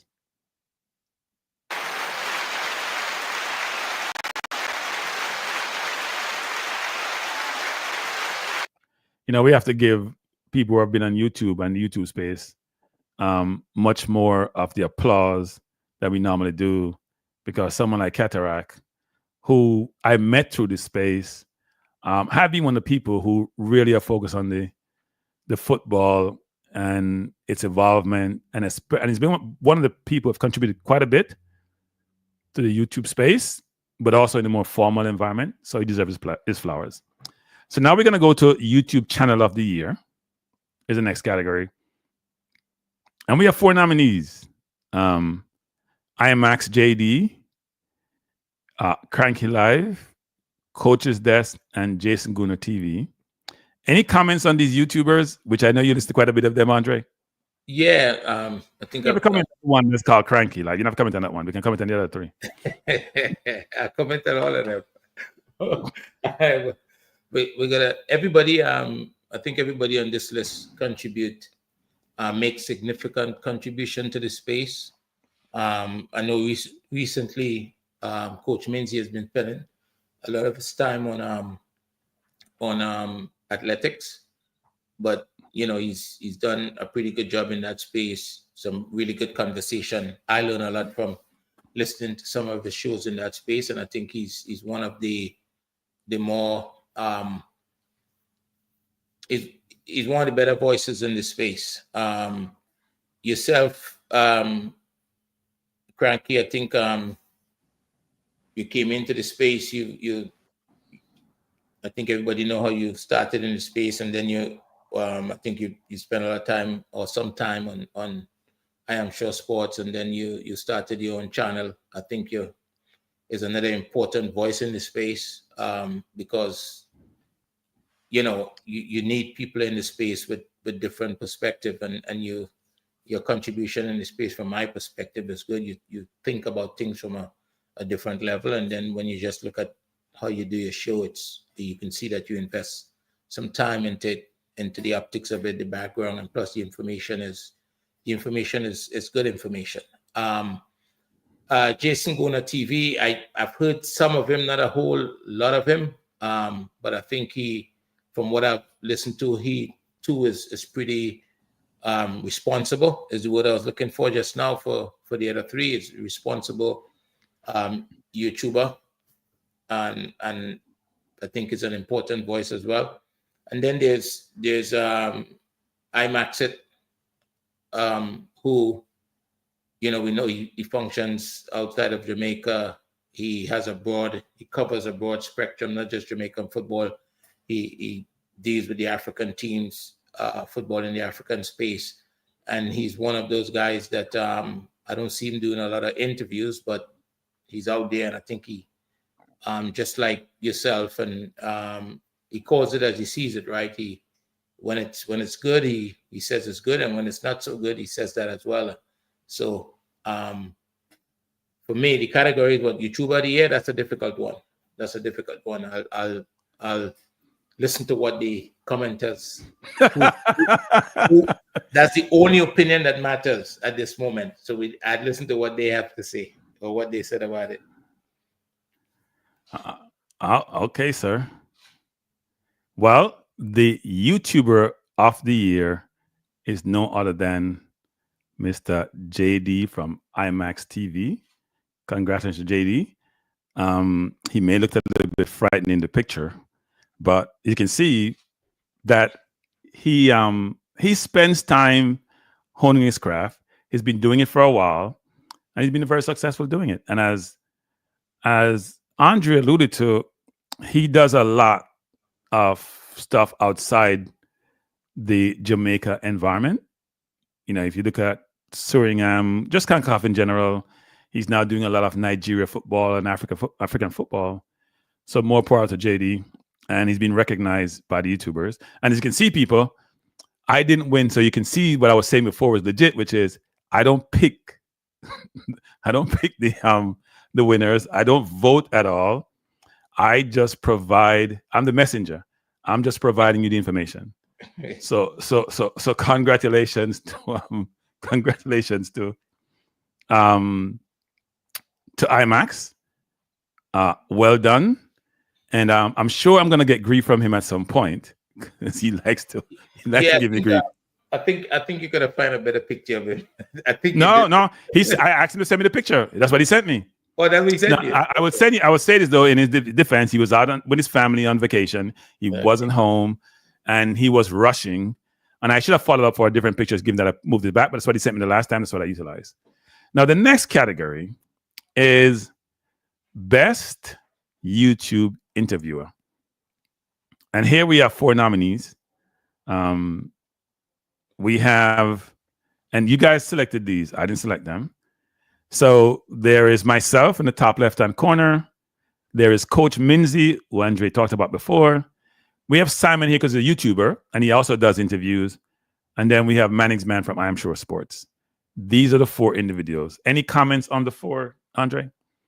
The one with you and the president, is that the one that he was at the game and didn't finish? Yes, he was at the game and couldn't finish. Yes, that was the one. Yeah. And he had some phone challenges or connection challenges. Yes. I would have liked that one to be completed. It was shaping up to be a very good interview, and then it got cut short, which is it's kind of difficult to, because when you compare it to the Coach Minzy interview with Arthur Bolden. It's a good interview, actually. It's a good interview. A very good interview. Very good interview. A lot from that interview. I think it was a very good one. There were some things that he discussed about athletics that because I'm not necessarily a fan of athletics. I mean, I watch it, but I don't consume it like I would football, for example. Yeah, you need to expand your horizon. We'll work on that. Yeah, yeah, but that was a very good interview, and just the way they interacted and everything else. So, Dennis Chung has done quite a bit of interviews. It wasn't necessarily this interview; it was just a category. So just put up a picture. Yeah, I could find. Yeah. I think of all of the interviews that I've listened to, I think and the press conference that you're talking about there, that's the first one as well. Yeah, no, this is just a picture here for Simon the press conference, but it could be any. But the thing about Simon is he does a lot of interview with the Reggae Boyz. So this is not just about a specific interview. It's just being the best interview. Manning's Man does a lot of interviews. So if you have guests on, you can do a lot of interviews, right? Minzy does quite a so it's just I've only had a few guests. I think I had Dennis, I had Speed, and I've had the president, right? And I think I had someone from the Trinidad Association too, where you'd link me up. So I haven't had a lot, but Manning's Man does a lot. Minzy have done quite a few. And Simon does a lot with the Reggae Boyz, actually. Even though in those interviews he does, you don't really see him in the picture, but he does a lot of interviews. The best interviewer. Yes. The best interviewer. So I won't ask you to pick. I won't put you on the spot and ask you to pick. Yeah, that's a difficult one. I won't ask you to pick this one since you're familiar with some of the other parties involved, because we don't want to get yourself in trouble. No, I don't mind trouble. Okay. So the best interviewer as selected by the commenters, I don't want to say fans, is Manning's Man. He has been deemed to be the best interviewer by the fans. Don't ask me about the picture. I try to cut and paste and draw it from some place they're hard to get. But he's been deemed to be the best interviewer, people. So more power to Manning's Man. I like his trophy as well with the mic. Yeah. I try to get trophies representative of what we are. Like you see Blake with the gloves or him with the mic, representative of what the award is related to. So, yeah, go ahead. No, I was just gonna say I think one of Manning's Man best interviews probably would be, and the picture was a little bit misleading, is when he interviewed the president of the Grenada Football Federation. And if you remember that yes. Is what's his name? Yes. What's his name again? Is it Glenn? It was no. Oh, hold on. Why am I pulling a blank? I know who you're talking about though. Clean. Huh? Marlon Clean is his name. Marlon, yes, Marlon. That was a really good interview, actually. Yeah. And you learn a lot from that interview, right? Yeah, there's a lot you learn from the interview. Yeah. There's a lot learned from that interview, actually. So, congrats to Manning's Man and win that category. And we jump to the next category. You're going through this pretty quickly, people. I have a ton left. The next category is best prepared YouTuber. Now, I'll say this, people. I'm gonna be frank. I'll be frank about this one. I was not nominated for best prepared YouTuber. I didn't get any nomination, so that means I need to work on myself for the next 2025. I need to do some work. But we have 4 nominees. It's not about Kranky. We have 4 nominees. JD, who we've talked about before. Minzy. So Minzy's been nominated for 3 categories. It's coming like Beyonce previously. She's much better place. Manning's Man again for I Am Sure Sport. There's a best prepared, and Jason Guno, who's extremely well prepared actually. These are the 4 nominees for best prepared YouTuber. Any perspective? I think for me, one of the things that that JD does that would differentiate him, in my opinion, that would make him that would make this an easy category for him, and whoever the people may think different because they're the one that made the choice, is that a lot of his shows he does not allow. He comes with a plan to deliver, and he does not allow the commenters to interfere. So sometimes people can call in and they don't interfere. He just delivers what he came to deliver. So that make him look as though he is prepared. You can see that. You know what I'm saying? Yeah. If he has 2 or 3 points he want to deliver, he get that done and he moves on. So where sometimes with the other YouTubers, they can be taken off course sometimes because people call in, they want to talk about something else, and you know what I mean? Yeah. So I think for me, he would be better placed with this one. Just excuse me, let me get a charger here, please.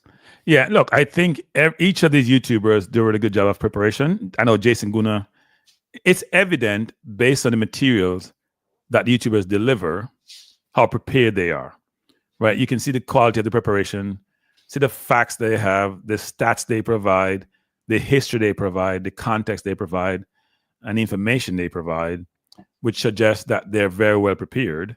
And so I would say each of them does a good job of preparation for this. But you're right about, I just say about JD in terms of he's prepared. So the winner is, again, and this is the second award, is JD. So I put the picture on the left side versus the right side this time.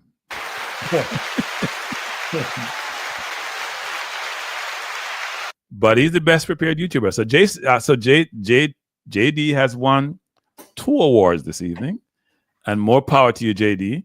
So you can't beat me and say, boy, Kranky didn't want me to win, because I know you're going to give me a hard time. Whenever we link up at some point, I'm going to get a hard time from JD. But no, he does come prepared. Kranky, hold on. I need to relocate here before my computer dies. Hold on. Okay. So I'm losing my guess for a second. So I'll wait and see if he comes back, actually. But we'll keep going. We'll keep going. He will join me. We'll keep going.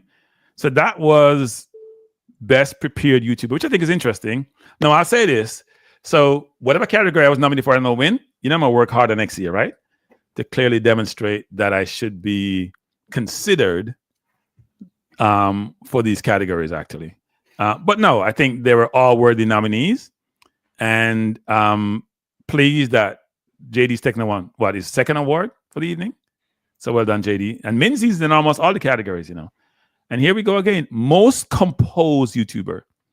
So there's some people who will never, ever win this category, including yours truly, by the way, people. But why is JD now missing from this one? I think that's self-explanatory. So we have Jason Gunner, who is part of Most Composed. We have Minzy, actually, who's extremely composed. We have, and by the way, people, I made a mistake here. I have Coach's Desk. This should have been 433. I don't know what I was doing, but it should have been 433 where I have Coach's Desk. It's not Coach's Desk. It's 433 or 433 Presser is here. And then we have Simon. Somehow I mixed these all up. This should be Simon here, people. I was rushing through the last number one. I missed these up, but it's Minzy, it's Presser, and it's Simon. Who are you selecting for Most Composed?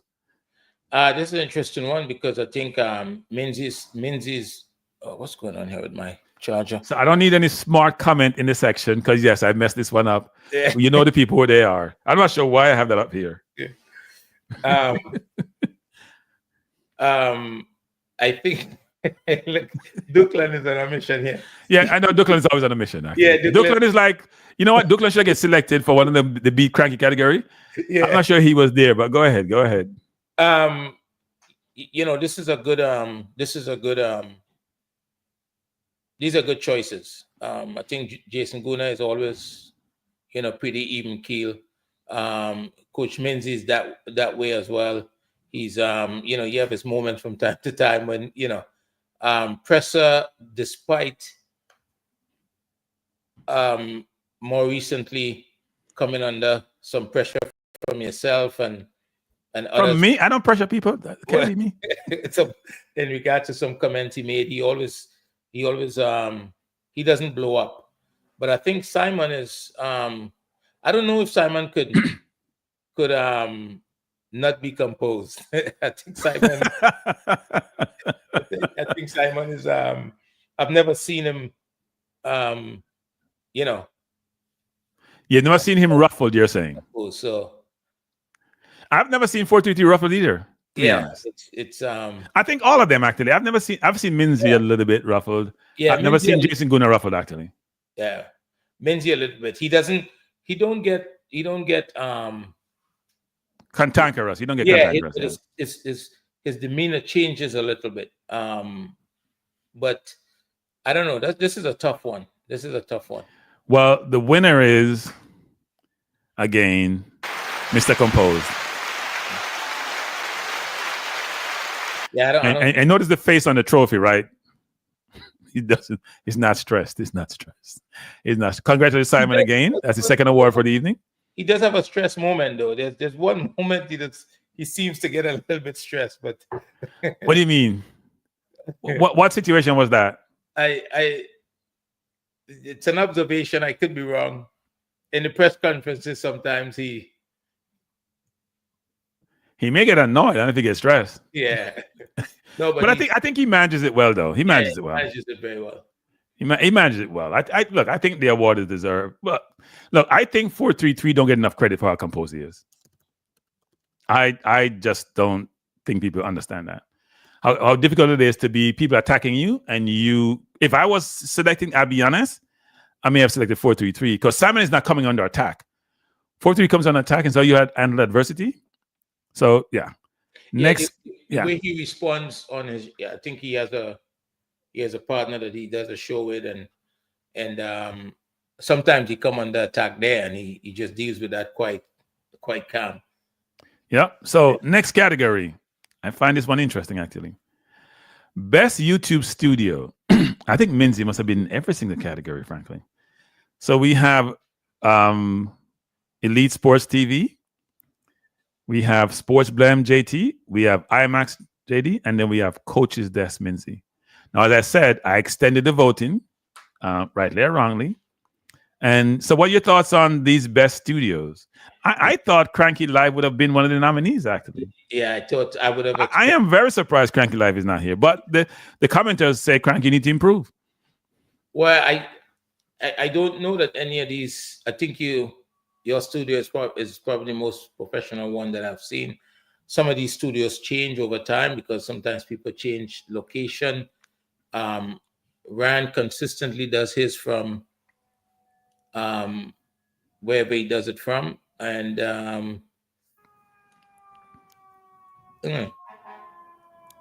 JT background has been that way for a long time. This the best YouTube studio.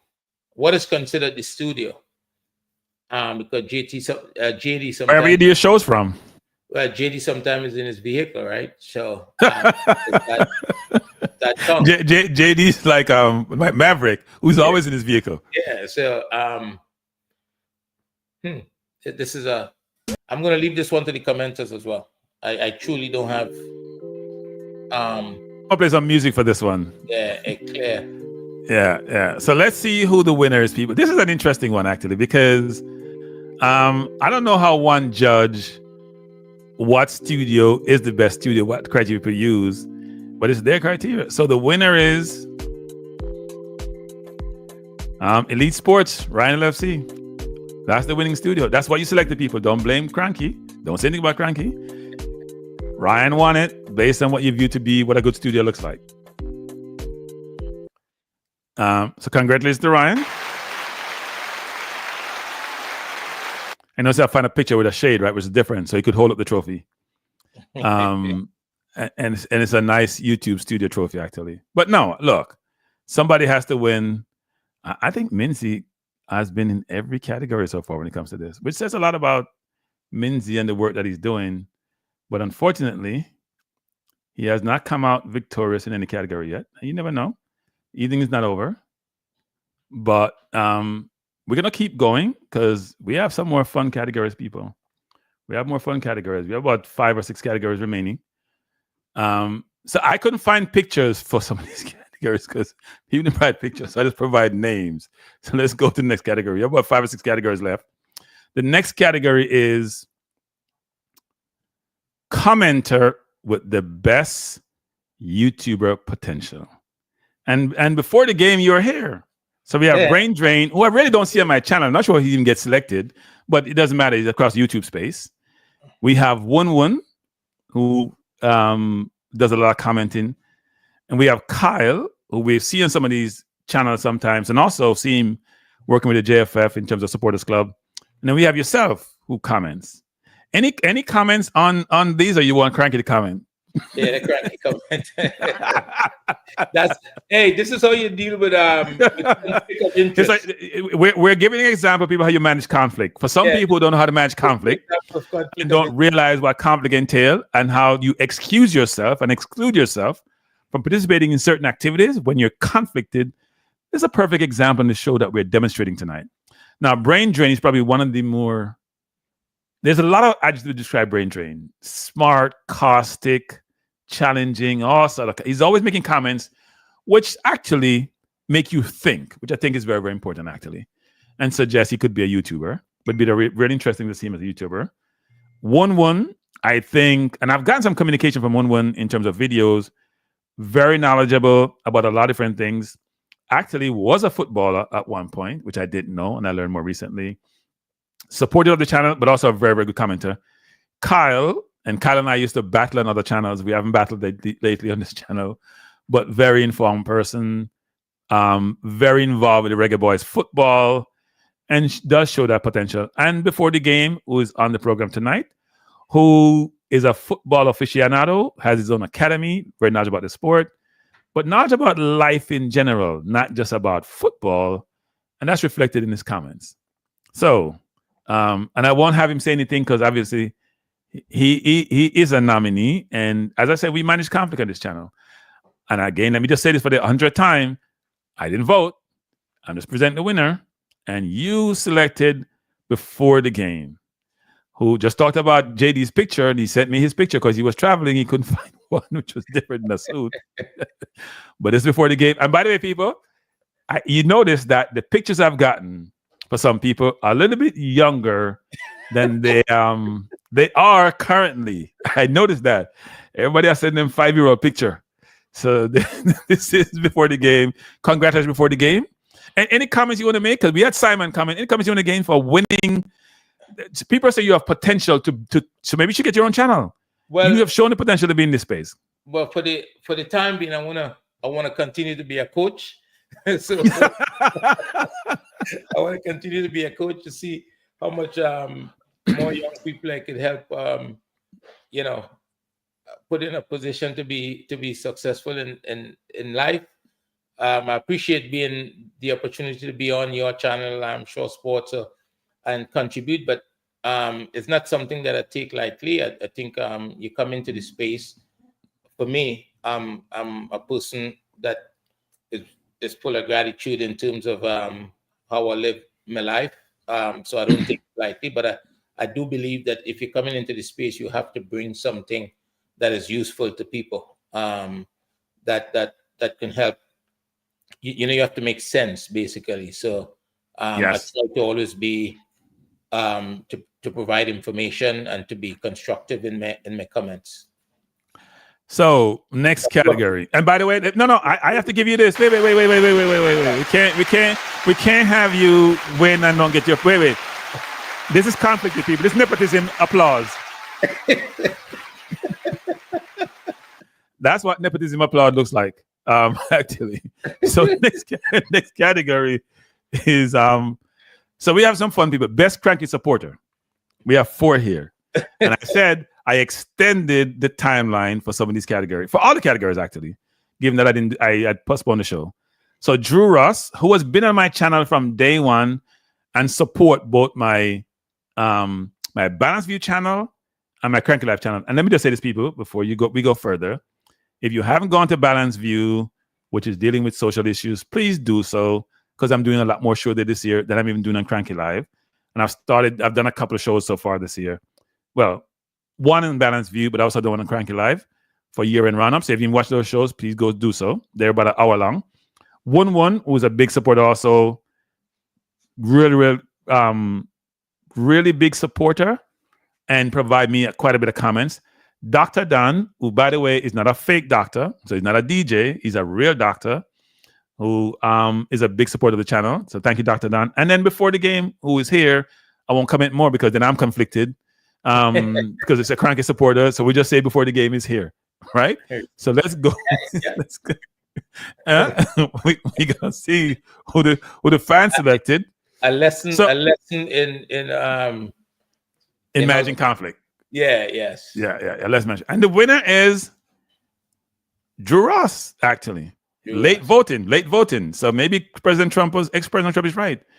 The voting machines were the early ballots favored before the game, but the Drew Ross came through in the end. No, that's good. Is that a current picture or? I don't know, but Drew Ross, don't ask me where I get the picture from Drew Ross. I just find ways to get pictures. Don't ask me where I get it from. Drew Ross had no idea I had this picture. But I'm sure he knows where it comes from. But I find a way to get the picture. So Drew Ross, congratulations. You've been deemed to be the best Kranky supporter. I wonder if Drew Ross stuck the ballot afterwards, because you were leading for quite a while. And then all of a sudden, Drew Ross came from nowhere. So that's smart. That's probably smart than Drew Ross part, actually. But you were leading for a while, and all of a sudden, that changed. And if you don't see me, don't have any pictures, people, in the nominees, because I don't really have pictures for the nominees. And if I don't have them for everyone, I decided not to put up any pictures for anyone, actually. So that's why you see that, actually. So let's go to the next category, which is also another interesting category. And this is opposite of the last category. This is Best Kranky Beater, people. So we have Claudine, who gives me a hard time, but has been with me forever. She's a combination of a supporter, but she's also like a grandparent or a parent who believe in corporal punishment, is what I call it.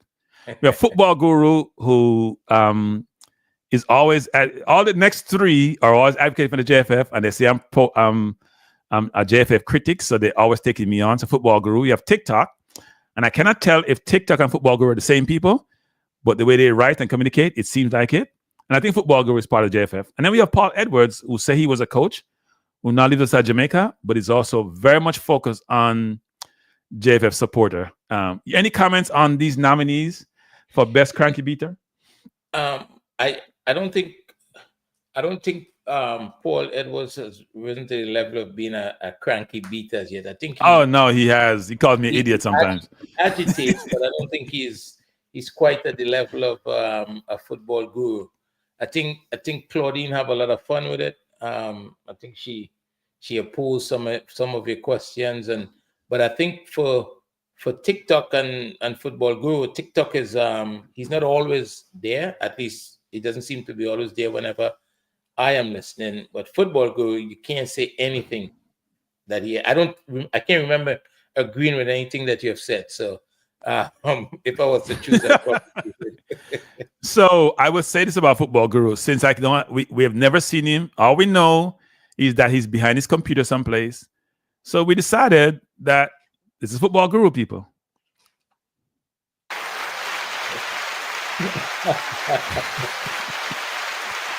Since we can't see him, we don't know where he is. We have to come up with a picture that's what we think he is. He's typing away, but he will never show his face.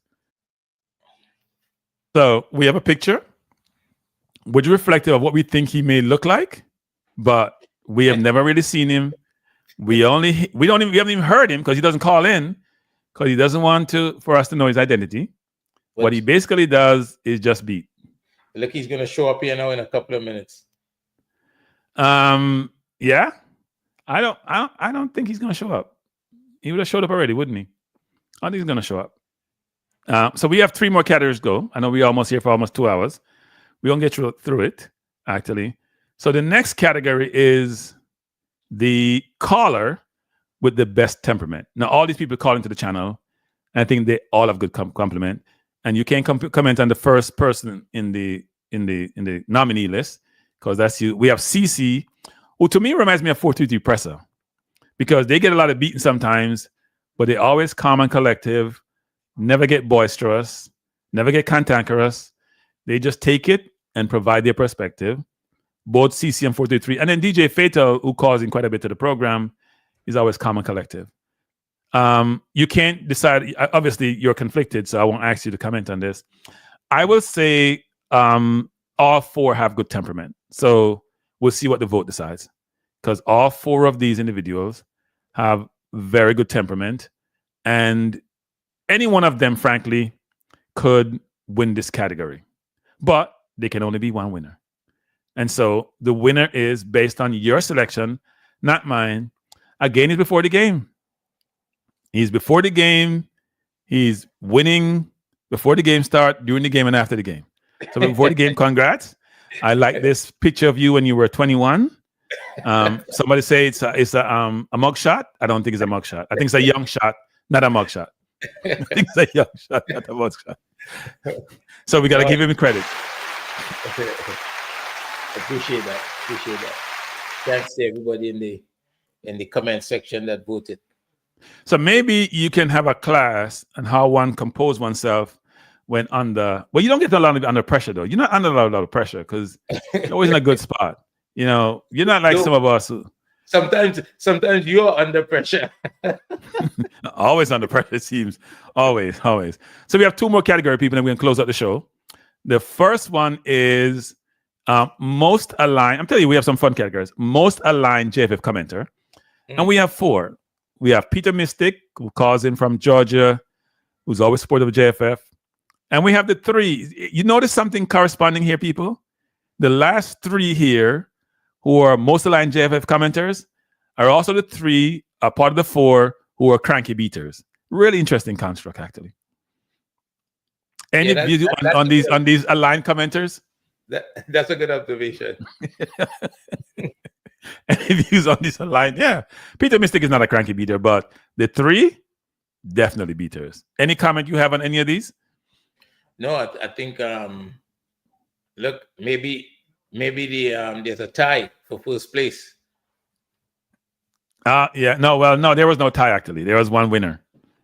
In fact, I'm not sure it was as close as I expected it to be.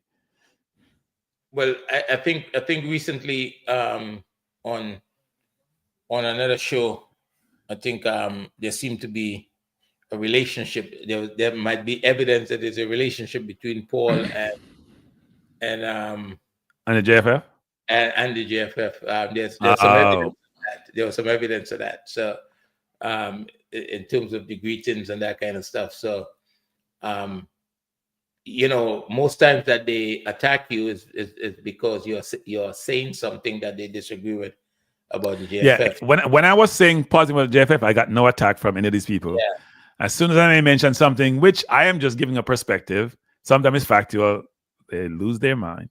So then again, you know, the winner is, not surprising, football guru, most aligned JFF commenter, and we can't see him because he's always hiding, so we got to put him behind the shade and on the computer. And he has 2 phones, by the way, people. You notice that? He has 2 phones. Yeah, he has 2 phones.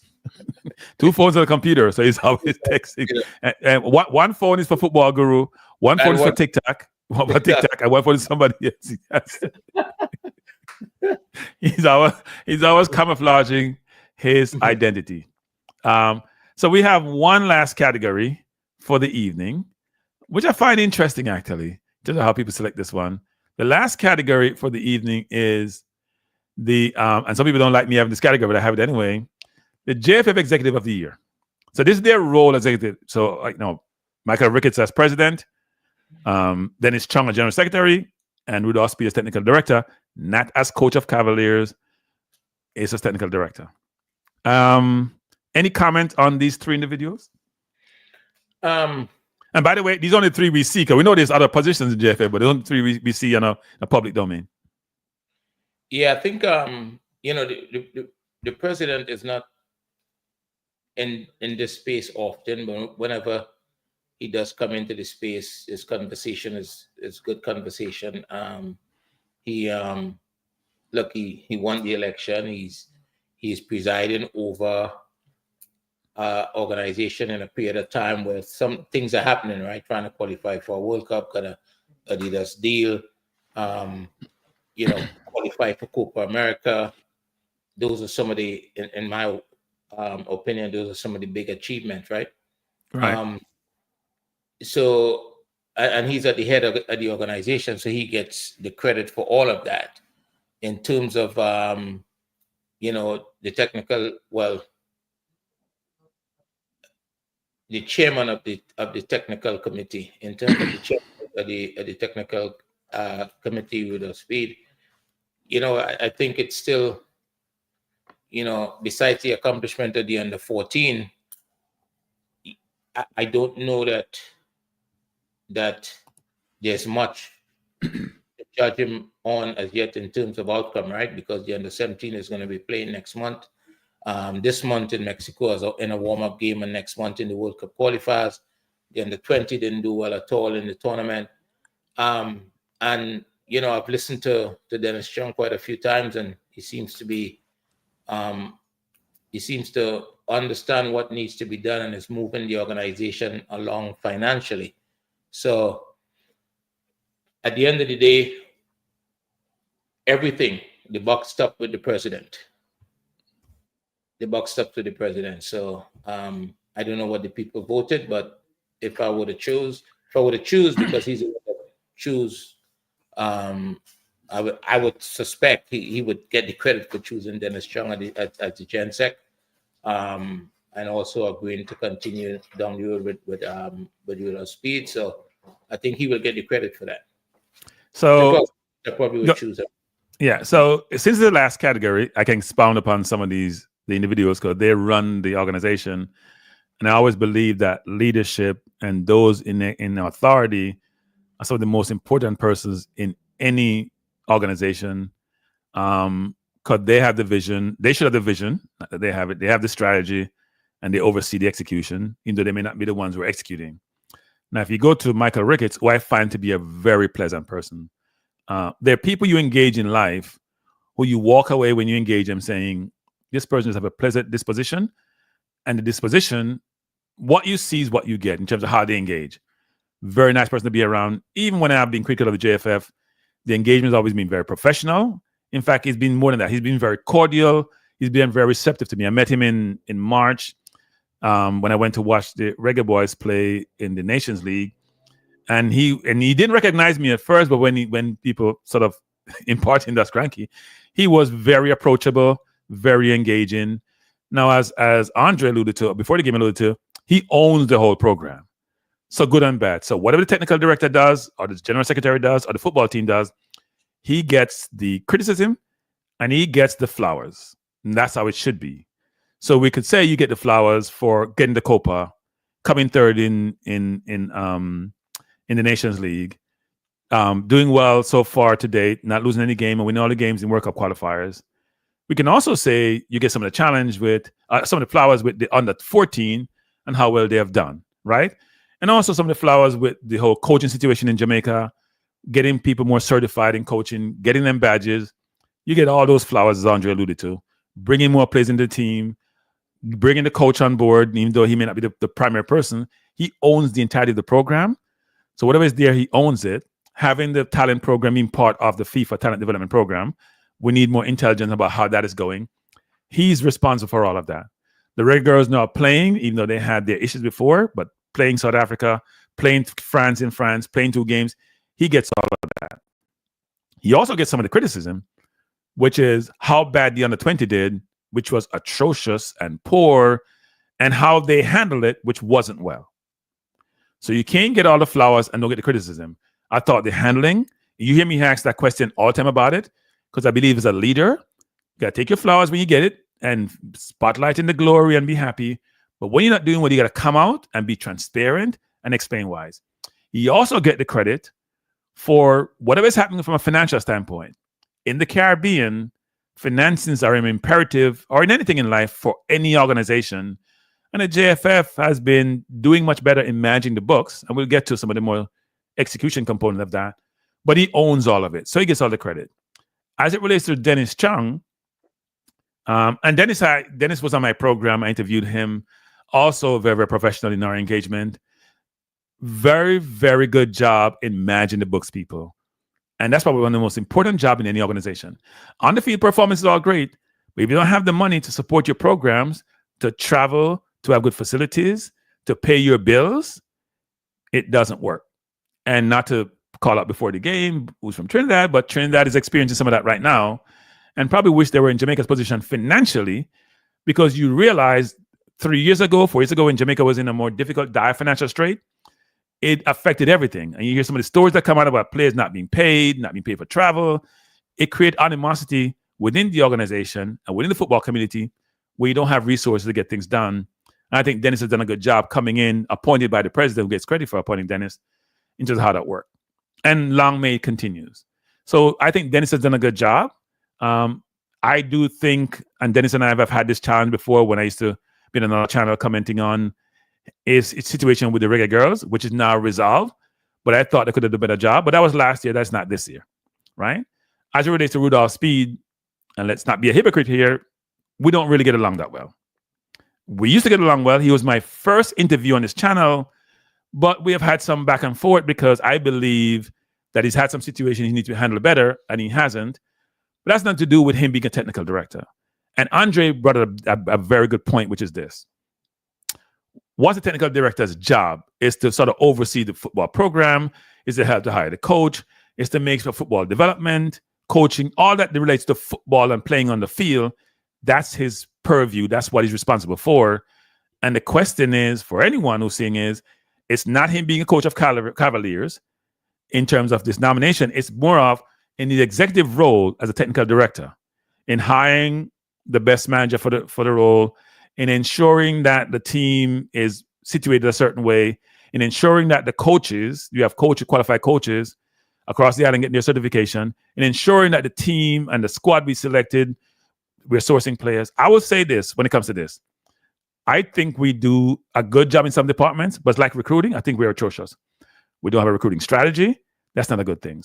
We have certain conflicts we have not addressed. You can't hide from them. And I'm going to call them out. And I get flack for doing this, but I'm going to call them out.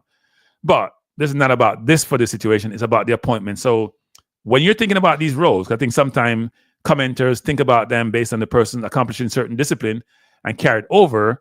Andre made the great point about the verticals that these people function in. That's how they should be judged. So having said that, we're going to see who win, because I think this is a really interesting one. So the winner, JFF Executive of the Year, is Rudolph Speed. As I said before, I mean, Spark Patwa, we never vote. And that doesn't mean I'm going to vote against the person because we have some challenges. It's about the role. The commenters believe he's the technical director of the year. Now, one could say, but Kranky and before the game, Jamaica performed well in a number of different tournaments. Under 14, the Reggae Boyz, the Reggae Girlz more recently. So shouldn't he get credit for that? That is true. But also there's corresponding element of that, which is the under 20, which we haven't heard any about still. Didn't do well.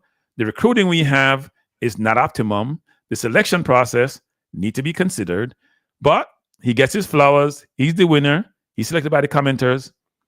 So any last comment, Mr. Before the Game, Mr. Unconflicted or not conflicted person? No, I appreciate you asking me to go through this with you this afternoon, and I'm glad you was able to get it done.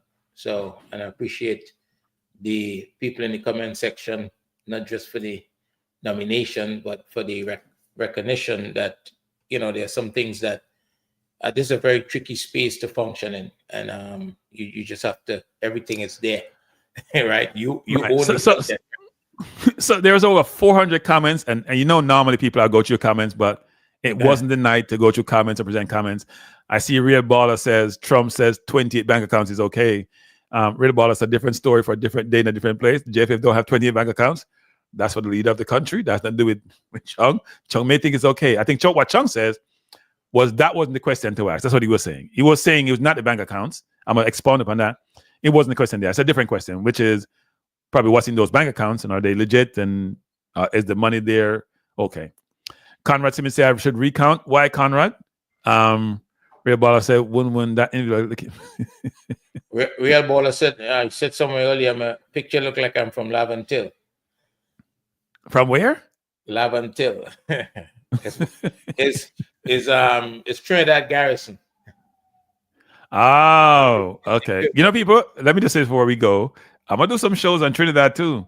Because you know, where there's hotbed of stuff happening in the world, I want to talk about it. And hopefully I don't get any perceived threats like I get for Jamaica.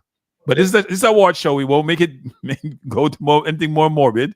And let me just say this, people, before I go. Andre, first of all, what is your final words? Brad Book is being here. Who? Brad Book. Look how disrespectful Brad is.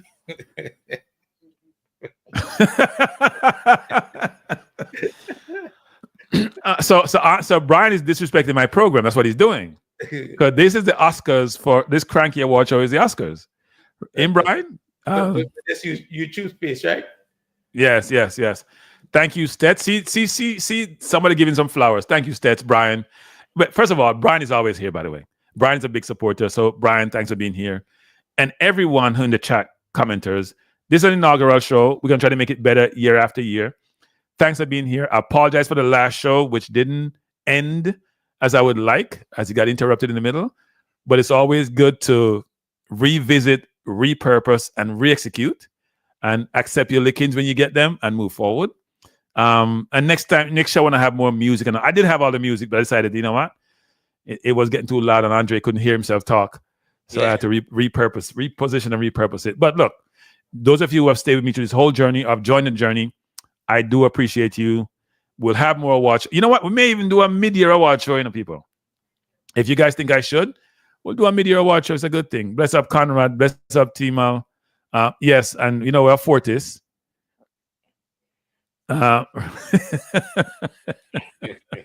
Hey, read about it. You know much more than I do, because I didn't know about those garrison situation in Trinidad. And let me just say this, people. Trinidad believe that what Jamaica is doing a good thing in terms of unliving people. So Trinidad has been running on Jamaica to unlive people. It's not a good thing. But this is an award show. This would be a fun show. We're not going morbid, as I said. Yeah, but I think Trinidad may have made a decision recently that they're fed up of it. So I don't know. We'll see how that goes. So Triple E says, Simon did pose my question. I did send him some questions. Look, Simon has been good to me in terms of engaging or when I try to ask questions. But he has certain standards and certain criteria that I need to figure out how to, I was going to say manipulate, but manage. Manage so I can get my questions out, because I have a lot of questions. And what we probably should do, though, is this. I'm going to say this. I do believe there's a lack of appreciation for YouTubers and their impact to Reggae Boyz football. I know some people in the JFF think that they only have a couple of subscribers and therefore, they don't add value, or they're not effective, or they're not impactful. I totally disagree with that concept, right? I think MG Sports have 57,000 subscribers. Minzy has 37,000 subscribers. Ryan has almost 40,000 subscribers. I don't have those level of subscribers, frankly, but those individuals are reaching a very large audience and are making an impact, no matter how you want to view what they said or how to do it. So does IMAX, who have about 12,000. I'm sure Sports have close to 8,000. That's a good amount of people. If you have 8,000 people in the crowd you're talking to who may view you here, there, or yesterday, that's a lot of people you're engaging, and you don't even see the people who are probably not subscribers but are also being impacted. So I do think that the YouTube space helps to keep the Reggae Boyz and Jamaica football in the news 24/7, 365 or 360 days a year, and they should be given the recognition they deserve. And I'm not sure the JFF appreciate them as much as they should. I heard Maverick talking one time, and basically said he stopped going to JFF press conference called the YouTubers, and he was very dismissive. Now, just like how we have with traditional media, not all YouTubers may comport themselves certain times as they should, or ask questions you think they should ask. But we can't dismiss them because we believe that we're part of the media elite.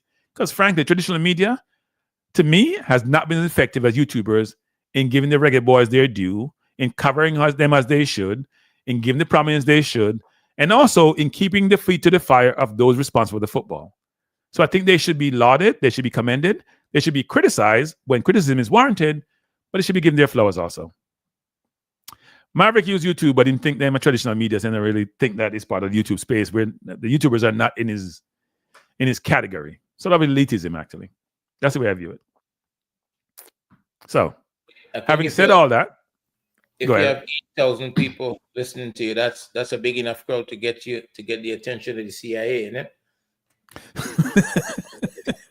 yeah. Look, I do think that the YouTubers social media is changing the world, not just any one given situation or environment. It's changing the world. And you see YouTubers who are making so much money in a short period of time than traditional. In fact, I'm not sure there's any media person who has gone through media as their primary vocation, has done well as some of the YouTubers like Mr. Beast have done. It ain't happening. In the short period that they have, you look at Marquinhos. What's Marquinhos' last name? I'm trying to remember his name. He does a lot of tech program. He's about 70 million subscribers. YouTubers are here to stay, and they get now to talk to the people who run the titans, who run the major industries, because they have, first of all, they control their space. They're not beholden to any one given set of advertisers who then have to have their program structured a certain way.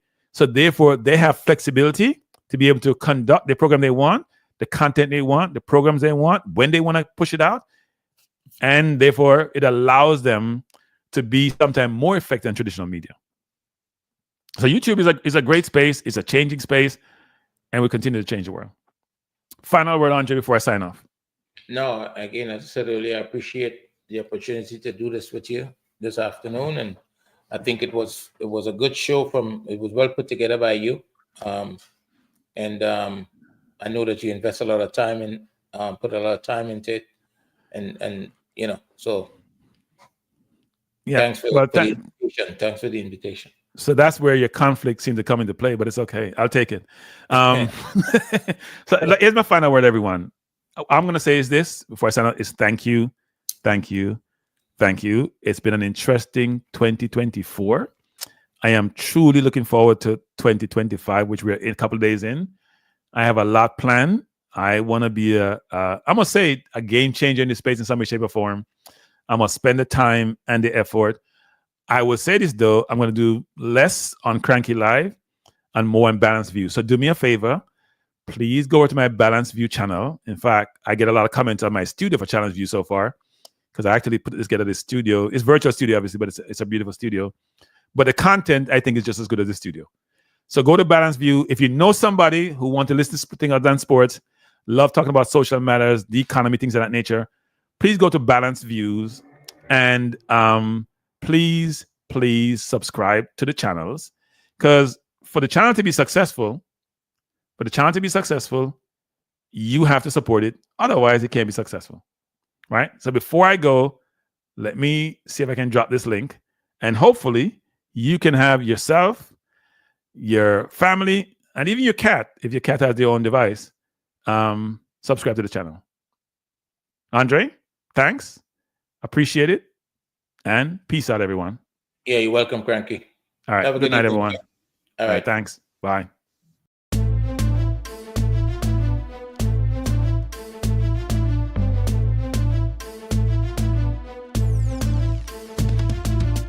Kranky Life is the best to be now. For the best sports talk, and it's free, yo. Kranky Life will be your guiding light by keeping you informed both day and night. Kranky Life, till then. Kranky Life. Heed them, Kranky Life, want them, Kranky Life. From the courts to the field, we'll never lose, because Kranky has the hottest news. With expert analysis, we break it down. Our in-depth coverage is best in town. Kranky Life, feel them, Kranky Life, heed them, Kranky Life, want them, Kranky Life. Kranky Life, where the sports is spicy and where we keep the discussion lively. Kranky Life, get to know the name, because Kranky analysis is never lame. Kranky Life, give me my Kranky Life. I want my Kranky Life. Must have my Kranky Life. Whether it's football or track and field, you know Kranky is at the wheel. So join the journey through victory and defeat, and subscribe and don't miss a beat of Kranky Life. Till them, Kranky Life. Heed them, Kranky Life. Want them, Kranky Life. If you're from England or USA, from Kingston or Bombay, from Kenya or Canada, Lagos or Havana, visit Kranky Life. Tune into Kranky Life. Like up Kranky Life. Subscribe to Kranky Life. Kranky Life coming to you on weekdays. Kranky Life sometimes on Sundays. Pull up a chair and take a seat, because Kranky will always bring the heat. Kranky Life. Me say fi tell them Kranky Life. Me say fi heed them Kranky Life. On them Kranky Life. Kranky Life will be around. Kranky Life is the best in town. Me say fi heed them. Me say fi want them. Me say fi heed them. Want them, heed them, want them. Kranky Life. Kranky Life. Heed them. want them, heed them, want them. Kranky, Kranky, Kranky life. Kranky, Kranky, Kranky life. Heed them, want them, heed them, want them, heed them, want them. Kranky, Kranky, Kranky life. Kranky, Kranky, Kranky life. Kranky. Heed them, want them, heed them, want them, heed, want, heed, want, heed them.